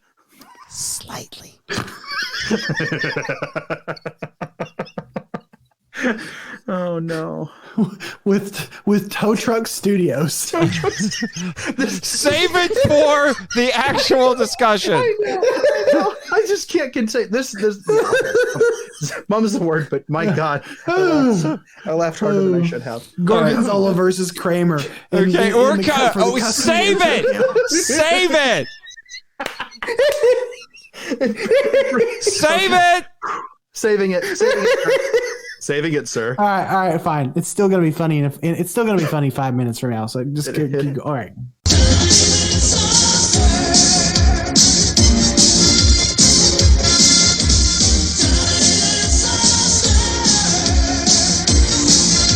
Episode 42, Karate-saurus Rex. The Dinosaucers go to Japan and are roped into working in a monster movie. Meanwhile, the Tyrannos learn karate to fight the Dinosaucers. All right. Wax on, wax off. Okay. The gloves are off on this one. Okay. This is gonna be Yeah. Okay. All right. Guys, you want to know a little secret? Sure. Why You want not? to know a little secret? Why not? I like this one. This is my favorite of the 5 that we watched. This is my favorite one. Yeah. I unironically like this episode. This was majestic from minute 1 to minute 21. This was so. We'll get there, but I this mean, was it just starts such a up. blast. It starts. There are points where you could say it doesn't quite. I know we joked, but it doesn't quite go to the levels of the previous episode. One of the other one that we talked about, but there's some. It gets close. It gets kind of close. Imagine Dragons. Is that what you're talking about? Yeah. But there are Imagine points. But there are points where I was laughing so hard because it is tapping into all of the right pop culture things for me. It is tapping into what this podcast is all about, and it's genuinely funny. Yeah, this thing is riddled with pop culture references. It's fantastic. Yeah, this is my favorite episode of the whole set, and I mean, we start off with some wonderful martial arts nonsense, ninja nonsense, as I call it, when on the power trip. Yielding is power. Gentle turns away strong. Yeah, it all feels a lot more Chinese than Japanese. I'm just because the big action star who is a very clear Bruce Lee Wong pastiche, and it's like, what is it, Brucey Wong, but with a name like Brucey Wong, but with a name like that, they say he's Japanese. I'm like, no, that is the most not Japanese name I have ever heard, sir. And you know what? You know why this makes me happy? Because I don't care what anyone says. That technically makes this episode Bruceploitation. Because all those, for anybody who doesn't know, there's an entire subgenre of movies that were made around the world, mostly in Hong Kong, after Bruce Lee tragically died, where they would get lookalike actors and they would give them stupid names like Bruce Lee with one E, or Bruce Lie, L-I, or like Bryce Lee. Like look at, like, this is real. Like, and they made so many of these things, and they got people and they gave them the Bruce Lee haircut and they dressed them up. And a couple of times they were trying to pass these people off as being Bruce Lee, and it was never obviously it wasn't him. There were even some that had sensationalistic titles like Bruce Lee fights back from the grave. Yeah, so the dragon lives again. What was the name of that the spoof movie from the early 2000s? Was it Kung Pao? Kung Pao Fui or something? No, Kung Pao Enter the Fist. We don't talk about that movie. Kung Pao Enter the Fist. Yes. Okay. I was about to say Kung Fu Hustle. That's a different thing. No, that's actually good. That's great. No, Kung Fu Hustle is a masterpiece. I don't care what anyone says. I would think most people would agree with that. But you know what? Brucey Wong is, I can't say it with a straight face. This is Bruceploitation. I'm adding it to the Bruceploitation list. It's on the list. You cannot convince me otherwise. Oh, the references in this. Yeah. Brucey? Yeah. Instead of Bruce Lee, Brucey? Yeah. That tickles but me. this was one of the other ones that Michael selected. The previous one with the apparently ingenious fish revolt plan was one of the randomly selected genius. ones. This one was selected because it's got Godzilla connections. Some pretty obvious ones. Because we find out that the monster, the pseudo Godzilla from episode 11, his name is Gorgonzola. And someone even says, the cheese? No, the monster. And apparently Bonehead. So we've got Crackpot. He's a kaiju fan. And then we find out that Bonehead is a kaiju fan. And he thinks Gorgonzola is the greatest. Yeah, he's super. He's the brother I never had. The brother I never had. No, he's So the thing with Bonehead, who, if you can't tell from the name, is a pachycephalosaur, so he's got a hard head, and B, not the brightest head. He's a little slow. He's a little slow. He thinks Gorgonzola. He thinks Gorgonzola, king of the cheeseheads, is a real. Is he from Green Bay? He is absolutely, obviously. He's a Packers fan, apparently. Packers. No, he thinks it's real. He doesn't think it's a movie. He thinks that Gorgonzola is a real movie star, and he wants to go meet him. So they go to Japan and do what any of us kaiju fans ever want to do, including a certain someone in this conversation. You go to Tow Truck Studios to meet your hero. Tow Truck Studios. I'm sorry. That brings me so much joy. I can't begin to describe. It's so I had to listen. I had to rewind it because I wasn't sure what I heard. I wasn't sure what I heard either. I backed it up. Welcome to Tow Truck Studio. Oh my God, no! That's the key to my heart. Like that's so. Yes, so much funny. I love it. So that was great, and then, but the jokes just keep coming because then we find out that because they name drop several movies that Gorgonzola has been in, including Kramer versus Gorgonzola, which is wherein they fight for custody of Tokyo. And I'm just like, they did this on SNL. They had Kramer versus Godzilla.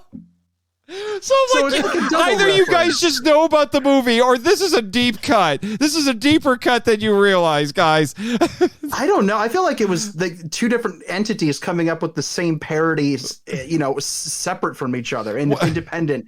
I don't know. I doubt we'll ever know the truth on that, because if they were making a reference to something else that was making a reference to something else, then that's pretty good. I have to know if my friend Raymond was in this one. I need to know about the famous Kramer versus Gorgonzola custody battle over Tokyo. And then, of course, guys, we can't get through this without talking about the best character in this episode, Chuck No Wrist. Chuck No Wrist.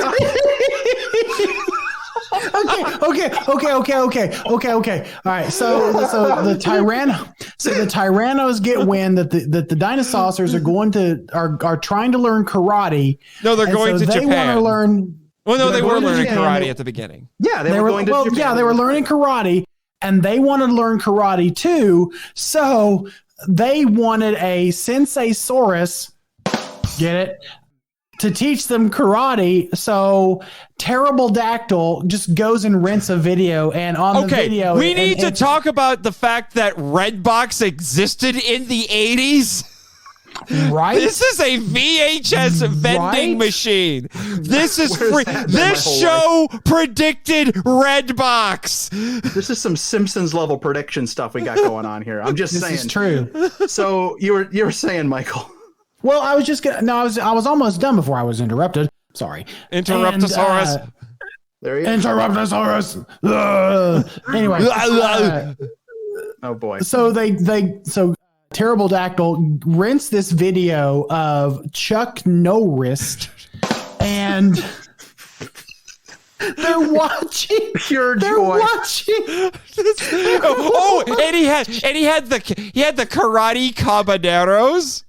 Which is The hilarious karate because there was a commandos. Chuck Norris animated series where I think it was like the Karate Commandos, like Chuck Norris and the Karate Commandos. That is exactly what that's a parody of. And he's got this giant toothy smile on the tape. And he looks like the guy from Megaforce. He does.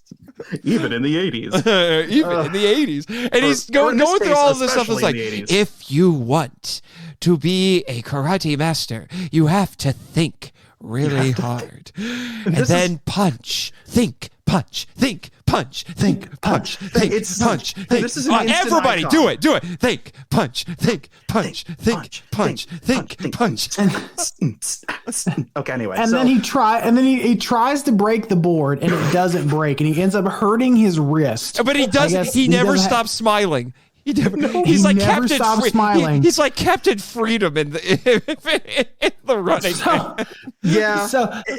So he says, and karate is as much a thinking game as it is a physical game. And he takes out this chainsaw, chops the board in half, and says, "See, that was easy." It was like mental dump button. I have mental because he said it was mental discipline. I was dying when I was watching that. I'm like, this show gets me now. This show gets me. I laughed out loud. I actually think I had to stop it because I couldn't. I was just like, and I literally out loud looked at the screen and said, "Good job, that was funny." Oh, but then this train just keeps a rolling because then after we get to Tow Truck Studios, well, before that, when the Dinosaucers land, so they're flying their ship into Tokyo, and they all think that they're quote unquote movie stars or that they're men in suits. The references. But then they actually go to so then they say, "Oh, you want to be in the new Gorgonzola movie?" And Bonehead's like, "Would I ever?" Would I ever? That's right. Well, no. Let's back it up for a second because Bonehead's like, "We're the Dinosaucers and we're here to meet Gorgonzola." He's like, "Oh, Dinosaucers meet Gorgonzola sounds like good film. Let's take them to studio." And then they go there, and then we find out that one of the movies they're filming there is Snow White and the Seven Samurai. Snow White and the Seven Samurai. And then there's this Japanese girl dressed in a dress. And then there's these 7 short Japanese guys wearing samurai armor. Okay. Breathe. So whoever wrote this episode, so the people that wrote this episode really knew their Toho and Kaiju movies. Yeah, it was written by Uslin and David Wise. Actually, I know that name. Yeah, I'm not surprised. He was tutored. According to this man was tutored by Ursula Le Guin, Frank Herbert, Harlan Ellison, and Theodore Sturgeon. What a roster! What a crew of people that I have no clue what their names are. No, I actually recognized all those names. Wow, Michael, that's impressive. You dirty plebe. Dani, we need to talk more about. Let's talk more writers, okay? Wow. Poor Michael paid you. I cannot emphasize this enough. So you're supposed to let things go, Marchand, not make me feel worse. Seriously. You're a big boy. Yeah. Big boy's going to punch you in your big mouth. Wow. Why did that get the rim shot? Never mind. Why did that get the rim shot? I was being deadly serious. Trying to defuse the situation, sir. Listen, I'm gonna. If I don't separate you two, then Jet will have to. You know, right, Jet? I don't. You know what I would say? I don't need lip from you, but you have no lips. I agree, Jet. Nate is a. I agree. Wow, so much dump buttoning right now. Anyway, we're just trying to make this hard. We're just trying to make this more difficult later on when all the dumps I can tell. So anyway, let's get back on the happy train. The happy trail? The happy trail. Happy trails to you. All the way to the Michael, I'm apparently blaming you for giant that. mechanical gorgonzola that made me think of Godzilla 85, Return of Godzilla, and Kong very 76. It was very Saban-esque. It's very Cybot, yes. And they were huge. Like they actually just, and there are no miniatures involved. So again, they're trying to shoot this movie, and it's, by the way, it's called Gorgonzola versus Gogan, and yes, Gogan is a giant pteranodon, because of course it is. Of course. Of course it Not is. And then even- Gigan. Gogan. Gogan is obviously Rodan. Like I didn't even need to say that, did I? Like that's obvious. Come on. Like yeah, and everybody who knows.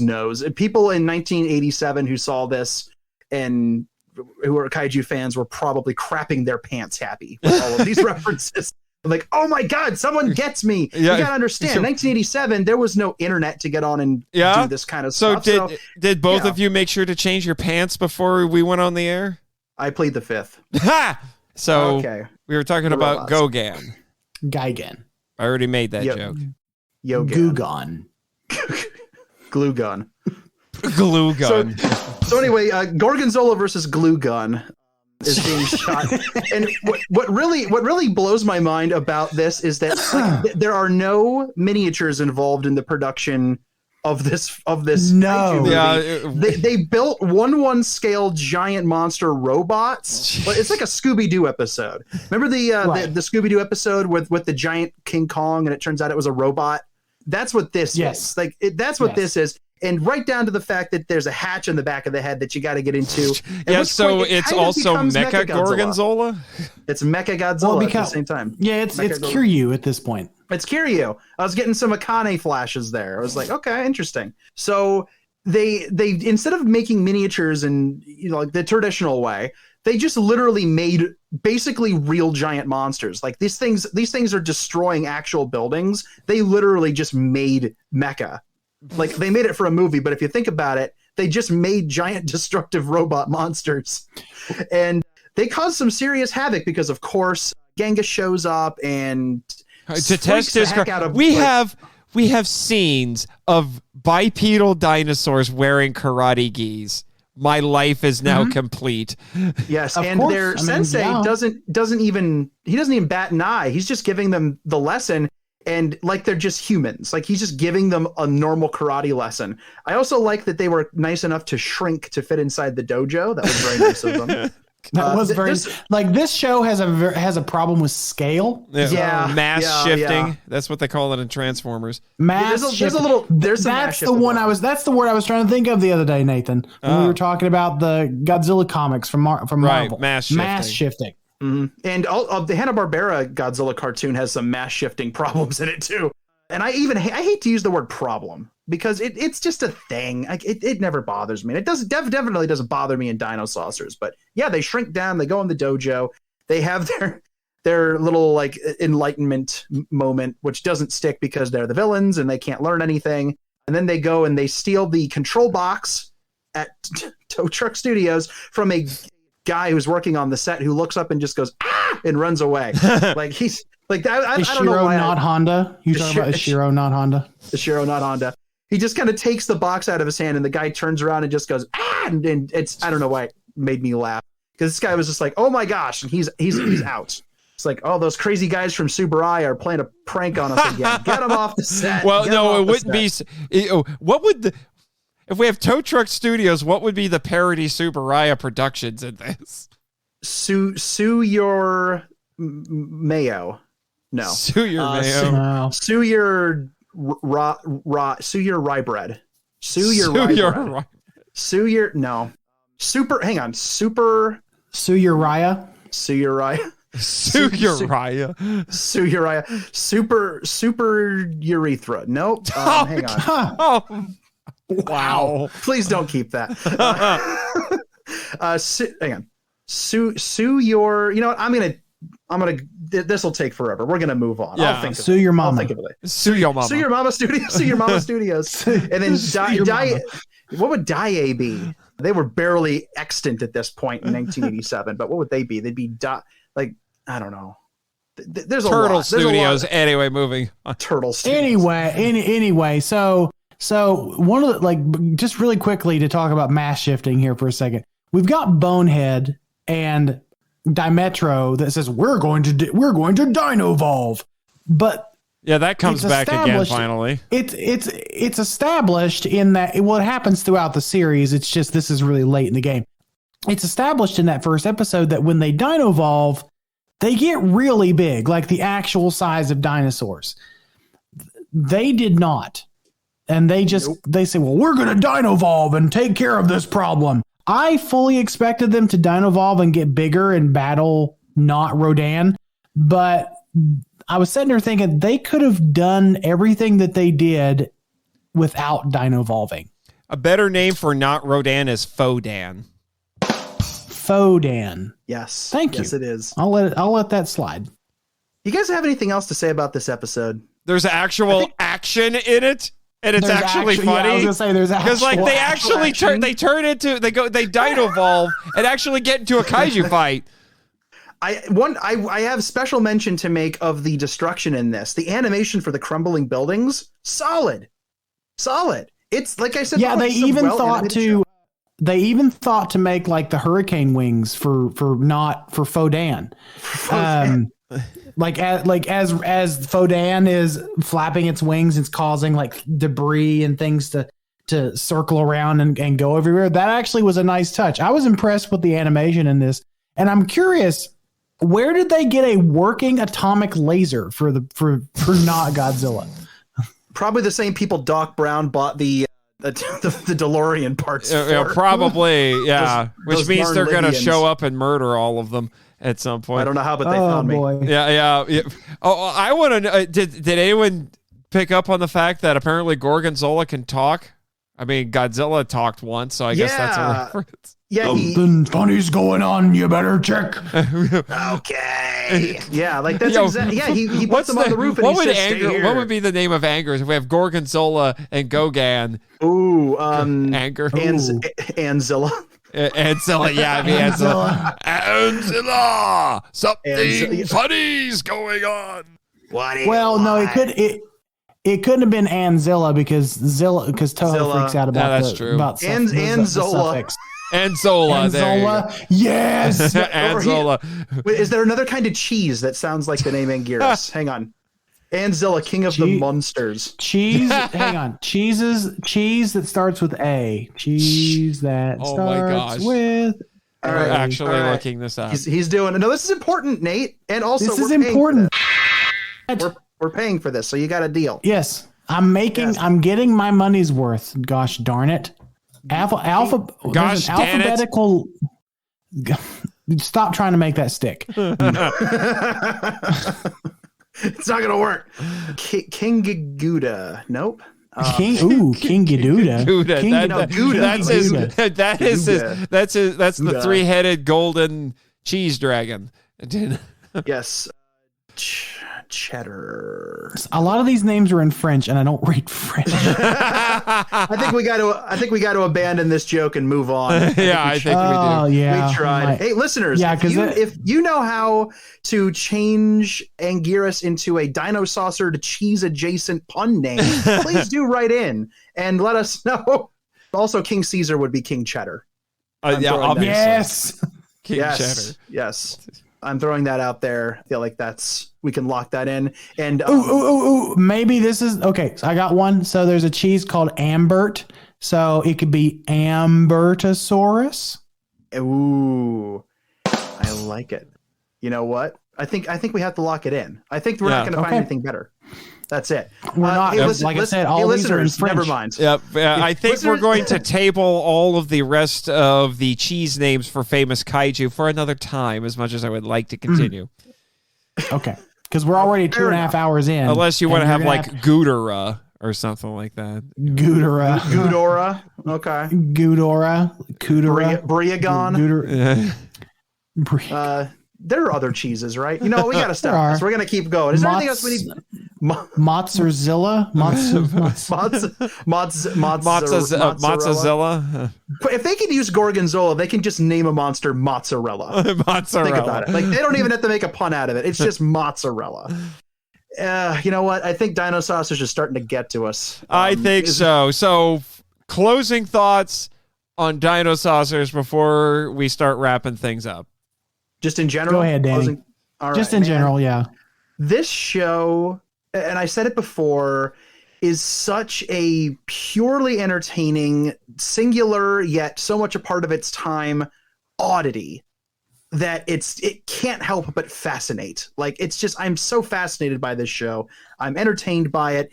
It's a callback to the kind of cartoons that I loved growing up. And I didn't grow up in the 1980s, but I watched 80s cartoons in reruns. I sought them out later. I grew up on rerun cartoons.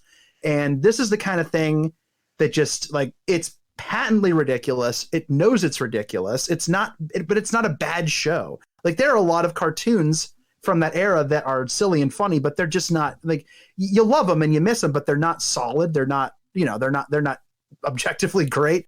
This is just such a fun show. And it's such a shame that it got blackballed the way it did by forces beyond its control, because it could have very easily been something that people remembered. I don't think it necessarily could have been like a Masters of the Universe or a Ninja Turtles level. I don't know if it would have gotten that, or Transformers. I don't think it would have gotten that big, or like G.I. Joe, but it could have been in at least like C or B tier, but it's so obscure that it's like W tier. Like, it's way down, not in terms of quality, but just in terms of cultural impact, because this show really doesn't have a cultural impact. It's so buried, and it's such a shame. So all I'll say is that it's, if you like 80s cartoons, if you like wacky cartoons, if you like dinosaurs, if you like dinosaurs that talk, if you like spaceships and lasers and 80s cartoons and just kind of simple, fun heroics that you used to watch wrapped up in a blanket on a Saturday morning, you're not going to find something that scratches that itch much better than Dinosaucers. It's just fun. Get on Daily Motion, watch them episodes, track down a totally official Blu-ray if you want to. They're out there. It's fun stuff. And now I yield the floor to the man who made this episode possible, Mr. Michael Hambleton. What do you have to say about Dinosaucers? Well, I don't say this often, but I'm going to have to say thank you, Nate, for letting me come on. You're welcome. And scratch a little bit of my nostalgia itch, right? Because I remember this show growing up. Like, this was part of my childhood. And I may be one of 3 people or 4 people now, because I'm sure there's one other person out there that remembers this show. I know our friend Jay Key does. Oh, okay. He's seen some of the toys in person, actually. He said they're actually really good. But I love this show. I was going back and when I was going back and revisiting it, I watched the first 10 episodes before I got around to watching the actual episodes we were going to talk about for this episode. And I miss this show. Like, I missed how this show made me feel. And it's harmless. It is a harmless, fun romp that if you have 21 minutes or 2 hours or even 4 hours to watch it, please do. Because I think, there's some things that haven't aged very well. The truth about dragons is they're racist. There's a few things. I will say there is a few things that haven't aged very well, and at least one of the episodes we talked about is a good example of something that didn't age very well. But overall, I have enjoyed rewatching Dinosaucers. Like I said at the top of the show, I remember watching Dinosaucers growing up. It was a part of the Dino Power Hour with a few other shows, and so this was a lot of fun. And I can think of no better person to have shared it with than my friend Dani. Well, thank you, man. It really means a lot. But mostly Dani. Who that? Never mind. Well, I heard I only heard name. No, okay, fine. This is Nathan's show. We have to be nice to Nathan. We will. No, I was really moved, honestly, when you asked me to come on. This was something I hadn't even thought of in so long. Right. Dinosaucers. And I thought, oh my gosh, I would love to come on the show and talk about this. So, Michael, thank you for asking me to be a part of this. This was such a great trip down memory lane and seeing so much of it that I didn't see before. And there are episodes I haven't seen, and I'm going to have to watch the whole thing now. just get reacquainted, figure out where some of the fragments of my memory fit in, what I might have seen, what I might not have seen. And yeah, Nate, thanks, I guess. Yeah.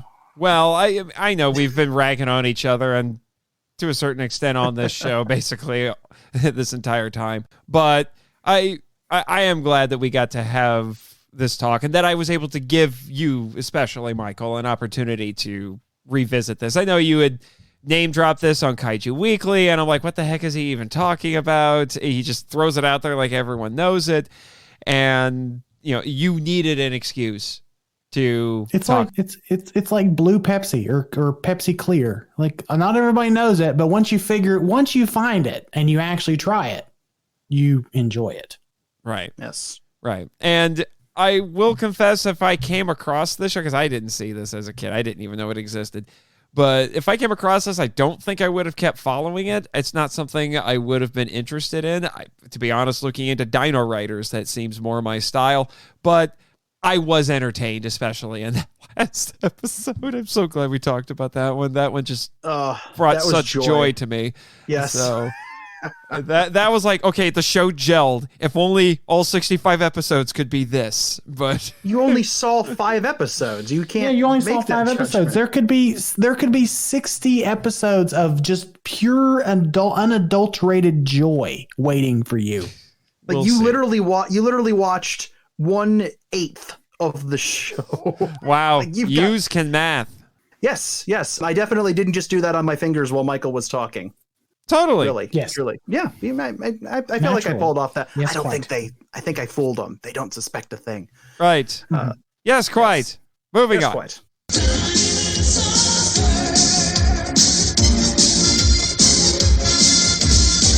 All right. Now that we have been thoroughly energized with nostalgic joy, We've been thoroughly dino-volved. thoroughly We dino have been thoroughly dino-volved. Do I want to know yes. do I want to know what dino-volved if Michael, Dani, and Nathan is going to look like? Like I a just- hot yes. Dump button. I feel like if I dino-volved, I'd just turn into a potato. I'm already mostly there anyway. Let's be that honest. sounds delicious. But now it's time for the Patreon shout out.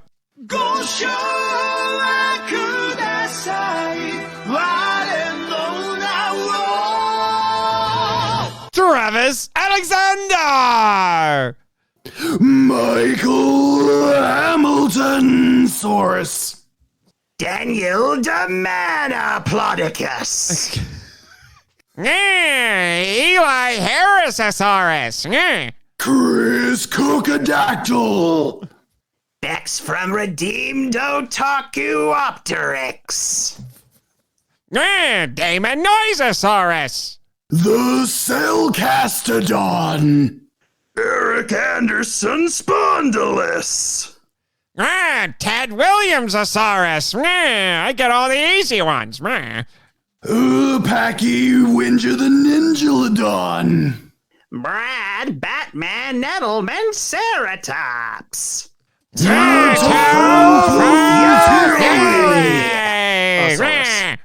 I'm gonna go take over the world without Genghis. He sucks. Why would you What did you say, you idiot tops? I didn't say anything, Obossasaurus, my liege. Oh, you Shut Kissoposaurus. your I little hate you. Yes, sir. Right away, sir. Anyway. Kissoposaurus. You kiss assatops.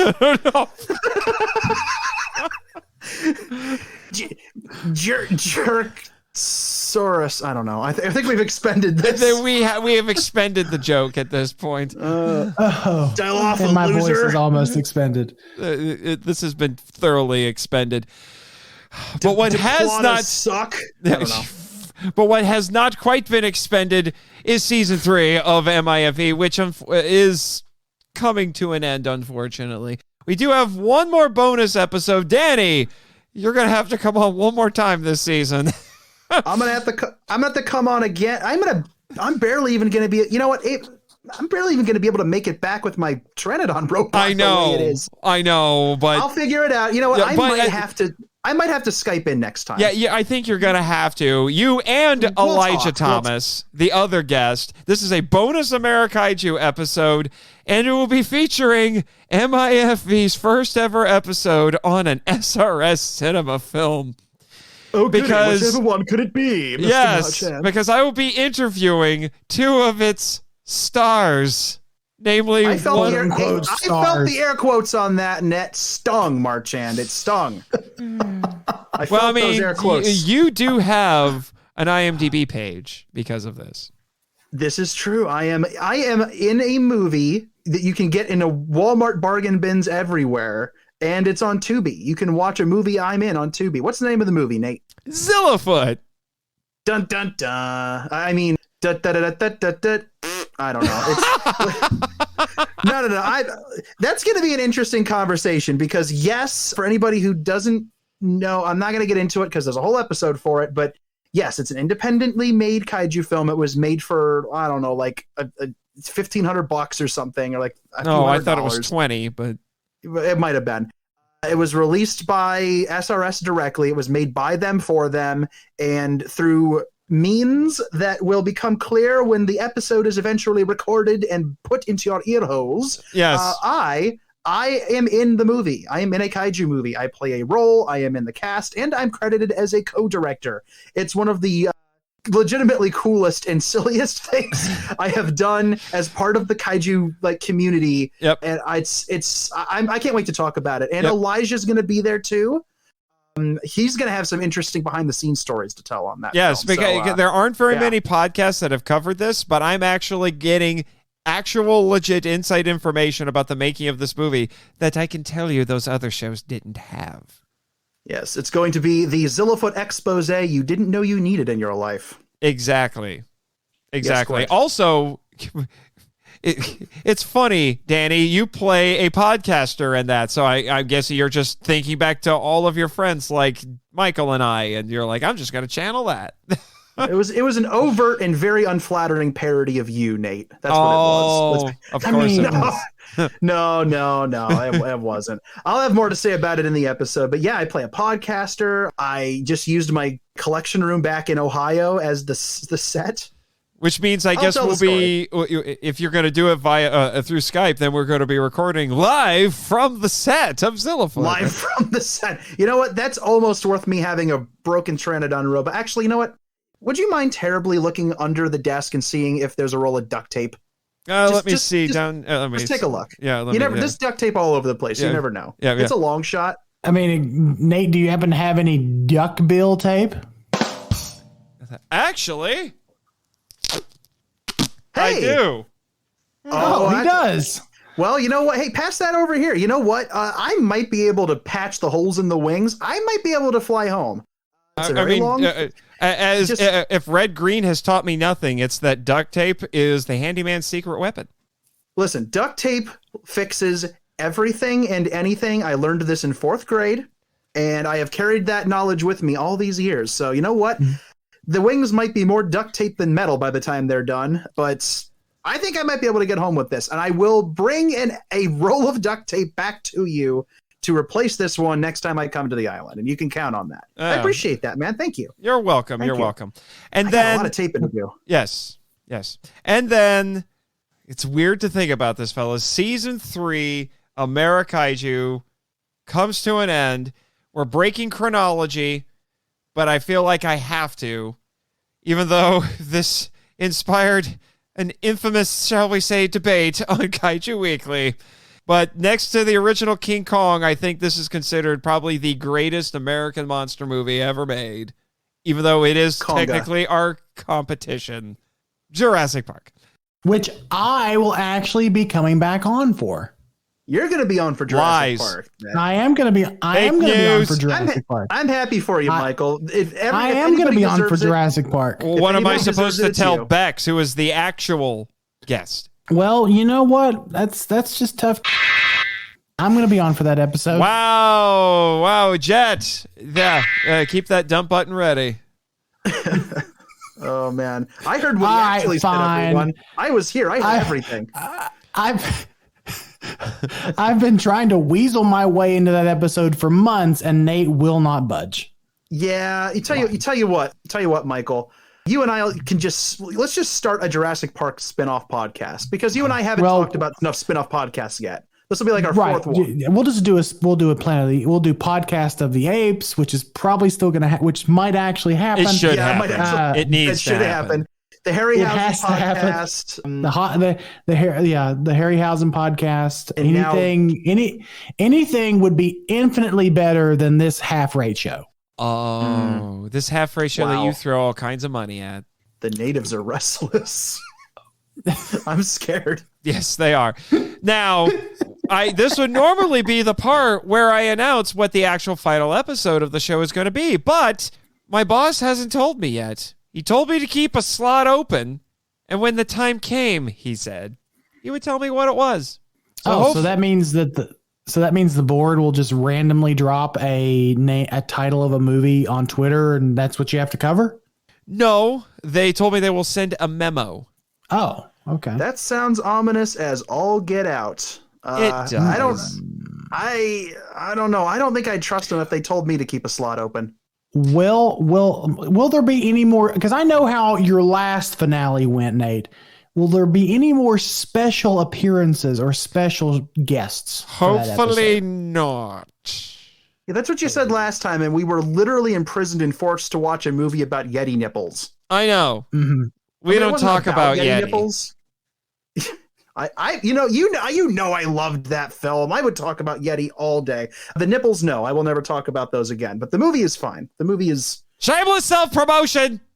Okay. Listen to. You know what? I don't have to do as much this time around. Go to my author website, NathanJSMarchand.com, and check out Henshin Men, a podcast about the appreciation of Japanese superheroes and their high-flying and high-kicking adventures.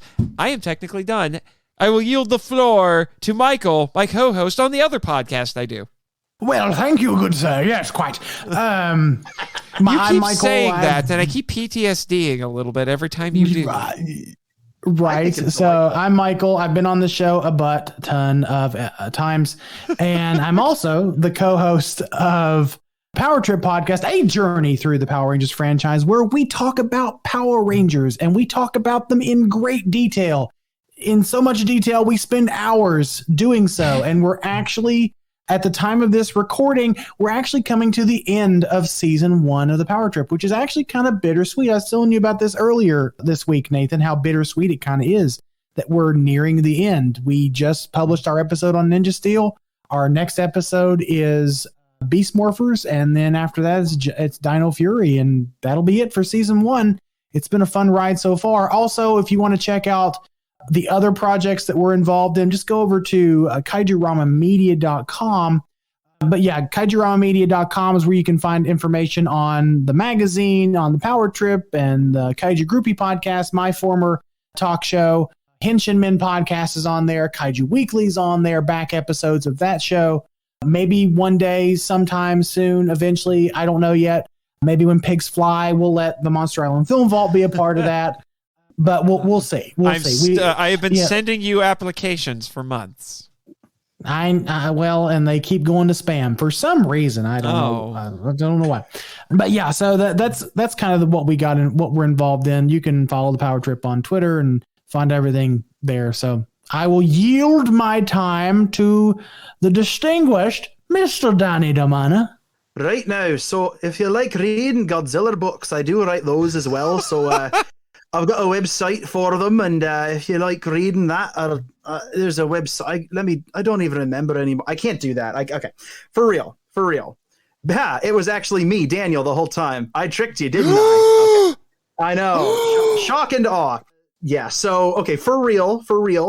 My main jam in the kaiju community is as the creator and author of the Godzilla novelization project, an ongoing creative endeavor to novelize all the Japanese Godzilla films and to share the resulting books one chapter at a time, 100% free, with any fan who would like to read them. They are all archived on GodzillaNovelizationProject.com. Chapters are being published one at a time and uploaded. It's basically, I'm approaching it from a serialized perspective. These are adapting the Japanese versions of the films, which means that it's a very research heavy project, but it is just a ton of fun. I am a few months out from having done this for half a decade. And it's crazy how many people have come out of the woodwork to say nice things to me and support me and become patrons and invite me onto podcasts. And every day I continue to do this, my gratitude level just shoots through the roof ever more. It's incredibly flattering and humbling. It's opened up a lot of great doors for me. I can't say enough nice things about it. And people have been so supportive. So if you like the idea of reading the Godzilla movies in prose form, definitely go to GodzillaNovelizationProject.com. The books, again, are 100% free on the website because I mean, not only would I not sell them, I literally can't. Toho would end my life horribly. But they're not as bad as Tow Truck Studios, let me tell you. No, you don't mess with Tow Truck Studios. Those guys do not mess around. Yeah. Oh man, you should have saw what happened when the Shin Godzilla came out. They put out Shin Gorgonzola. Oh man. They've kind of devolved into the asylum of Japan since the 1980s. Yeah, they have. Tow Truck Studios. But yeah, if you want to follow along with the project and get your daily dose of really bad puns, definitely check out the GMP's Twitter page and the Facebook page. You can just type in Godzilla Novelization Project on Facebook. You'll find it. Danny, you taught the official Godzilla Toho Twitter everything they know. Listen, they're on a different level, and I'll let you decide what level that is, whether it's above me or below me. I did post a picture of King Kong holding a train from King Kong versus Godzilla the other day with the caption, "Oh, hey, there's my train of thought." So if that's the kind of highbrow humor that you can get behind, then follow Facebooks of Godzilla Novelization Project. No, it's... Why did you turn into drunken Tommy Wiseau there for a second? Because it's my default, huh? You must be kidding. You're the greatest account that I follow. You're the greatest account. Thank you, Ringo. I was gonna say that was drunk Ringo, but anyway, entire Ringo. Yes. Yeah. What else you got? So anyway, yeah. So I'll do this as the other Beatles. No, I'm just kidding. So the Facebook Danzilla93_GNP is my Twitter handle. Follow me on there. I just crossed 4,000 Twitter followers. I don't know how that happened. I remember when you only had like 3 digits of followers, and you were so cute and fresh to Twitter, so undefiled, unstained by the world. You're still unstained. You're still unstained by the world. Why are you drooling, Marchand? This is getting very personal. Wow. Wipe your mouth. You're foaming. Okay, Lord, you're getting drool on the table. Wipe that up. Jet, come over here and wipe this up. Nate's getting drool on the table. I don't know if it was just they did that or Twitter, but just do it. Come here. Oh, okay. So anyway, avoiding that. He's really not going to do it. You're an ass too. Wow. Okay, wrap this up. Okay, as quickly as possible. If you want to support the project financially, you can check me out on Patreon and check out the tiers. If you want to listen to me wax poetic about monster movies, listen to the other 900 episodes of MIFV I've been on, the Kaiju Weekly episodes I've been on. I've been on a bunch of podcasts and a bunch of live streams, and I've hung out with everyone from Kyle Yount to Kaiju Kim, and I've got some stuff coming up that's pretty cool. Well, the last thing I have 2 more things to say. One, Kaiju Ramen Magazine and Kaiju Ramen Media. I have been so fortunate to get to write shorts. I wrote an original short story, and I've written academic work for the website and retrospectives for the website and for the actual magazine. It's such a pleasure to do, and I can't wait to see how the future issues shape up. And my gosh, I'm excited to continue to contribute to it.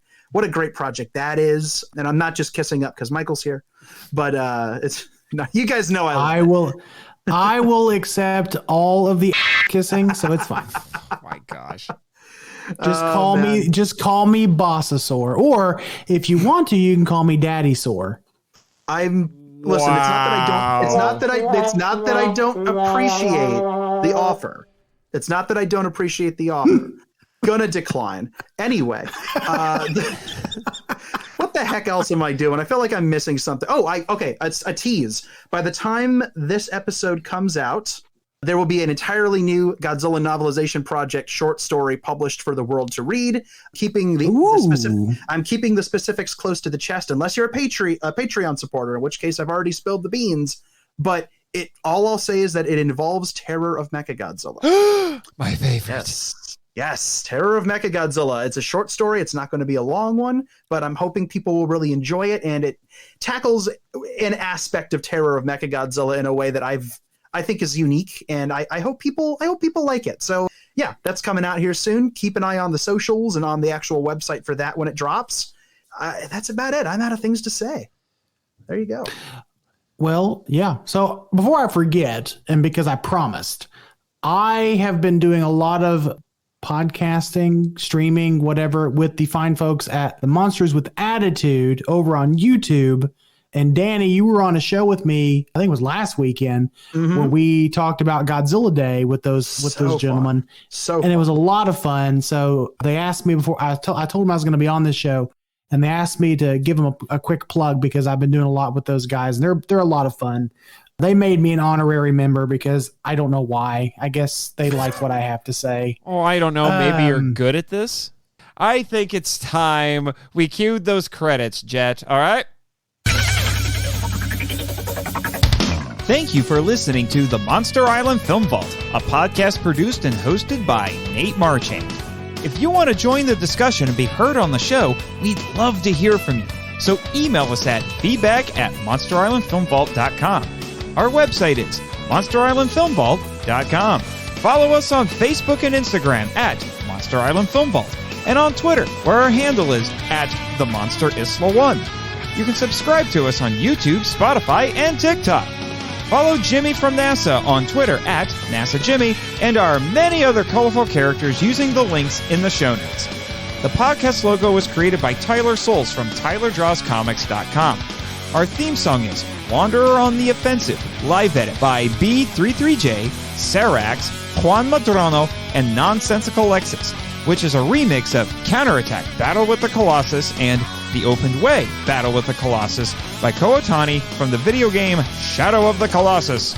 All film and audio clips belong to their respective copyright holders, and no infringement is intended or implied. Please rate and review us on Apple Podcasts, Spotify, and or Podchaser to spread the word about the show. You can also support us by joining MIFV Max on Patreon. The Monster Island Film Vault is a Moonlighting Ninjas media production. Sayonara!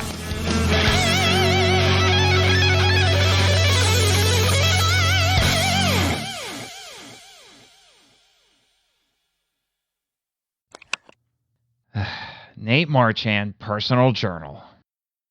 After a rather chaotic broadcast on a semi-obscure 80s cartoon, I swear those two goofballs are only trouble when they're together. Jet Jaguar and I went to Nessie's Brasserie with the purloined scotch in a satchel, much to my chagrin. But I needed to keep my end of the bargain with Gringo Star. To my surprise, though, he was nowhere to be seen. Instead, we were greeted by a Bonnie loss. Welcome to Nessie's. OMG. Oh my gosh. It's the guy. She ran from behind the bar, grabbed my hand, and shook it like a maraca. It's so great to see you again, Mr. What's your name again? Oh, Nate. That's right. You and your buddy. What was his name again? JJ. That was his name. Huh? JJ? Yeah, you too. Come over here to the bar, and I'll make you whatever you would like. Want to try my scotch pies? I've been working on it very much. Well, speaking of scotch... Oh, I've been practicing my cocktail mixing. Want to try a Godzilla, Father? I heard it's a killer. No, How about a smoked by a Lenti rose? Maybe later. The Course Between the Wars is my best one, I think. Bonnie! I'm here to talk to Mr. George. Oh, you just came to see the boss. If you don't mind. Okay, I'll go get him.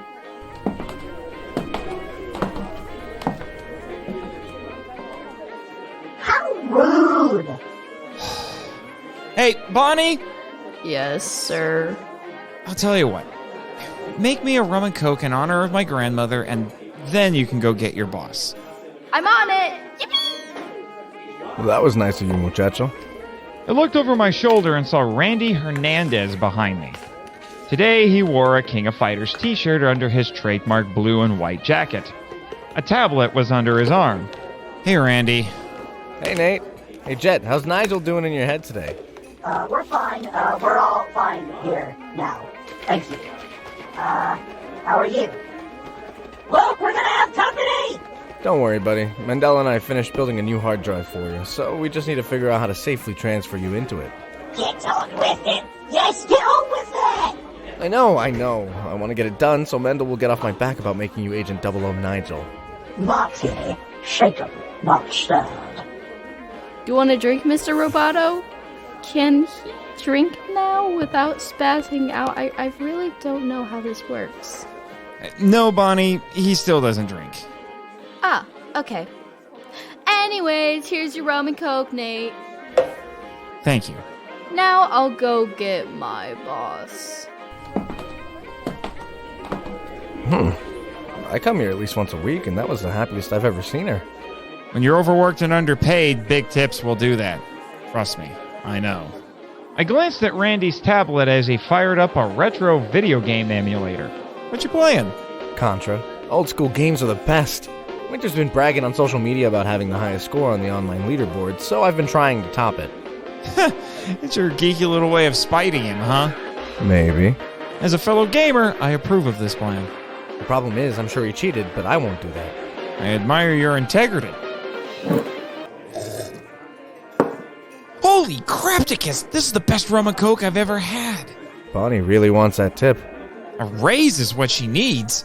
Maybe if... Well, it's about bloody time you come back, Mr. Marchand. Spare me your snark. I've got plenty here with your name on it. See? Right here it says Gummy. Am I speaking Greek? Sorry, my great-grandmother was Irish, not Scottish. Well, that explains so much now, doesn't it? Ugh. Here's your scotch, you cockeyed cockney. Well, I'll be a conga's uncle. Huh? Oh, my lovely, lovely Lagavulin. Such sweet poetry on my palate. What the frick? I dodged a Space Beastman to get that. Nah, that's not what Monique texted me. Talk to me after you tame the shrew. Oh, she's been tamed, all right. Don't want to know. Oh, stop your havering. I've got 100 bottles of the stuff in the back. Seriously? Yes, quite.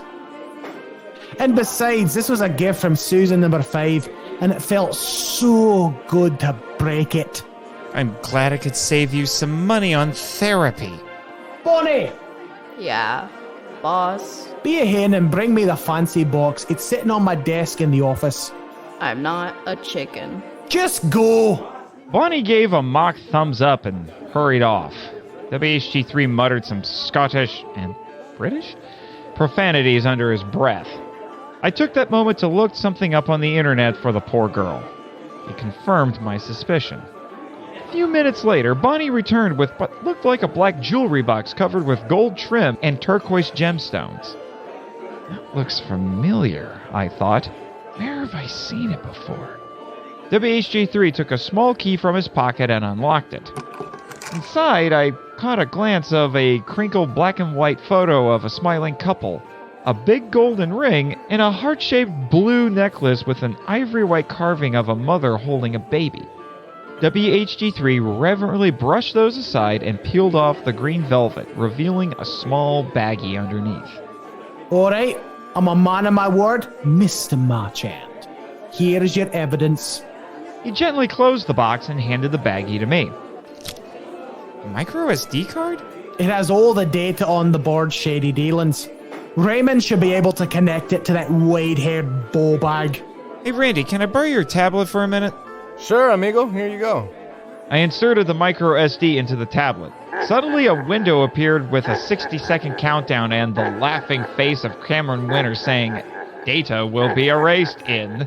Nice try. Password, please. What could it be? Well, don't look at me. I couldn't bloody figure it out. Quick, give it to me. Randy typed feverishly as the final seconds ticked away. 88224646BA. Enter. You motherfucker. You just about gave me a bloody heart attack. And hold your waist, you f***ing robot. Randy, how'd you know? I didn't. It was a wild guess. What did you guess? Remember how I said I think Winter is cheating on Contra? I tried the Konami code if it was typed on a computer keyboard. I don't know what any of that means, but it sounds pure dead brilliant. Huh. Well, takes a nerd to beat a nerd. I'm not a computer nerd. I prefer to be called a hacker. That reminds me, I need to watch Jurassic Park for my next episode. Anyway, Randy, dig through that MacGuffin and find anything we can use against Winter. With pleasure, compadre. Oh, and byword George. What now, Bempot? You should give my friend Bonnie over there a raise. Well, says who? This drink. Ooh, that's damn good. And Japanese minimum wage laws. Well, how the hell do you know that? Research is my other spiritual gift. Plus, I know a really good lawyer. Bollocks. So, if you want to keep her around for reasons, you might want to pay her what she's worth. All right. I'll pay the last more. Really, boss? You will? We'll talk.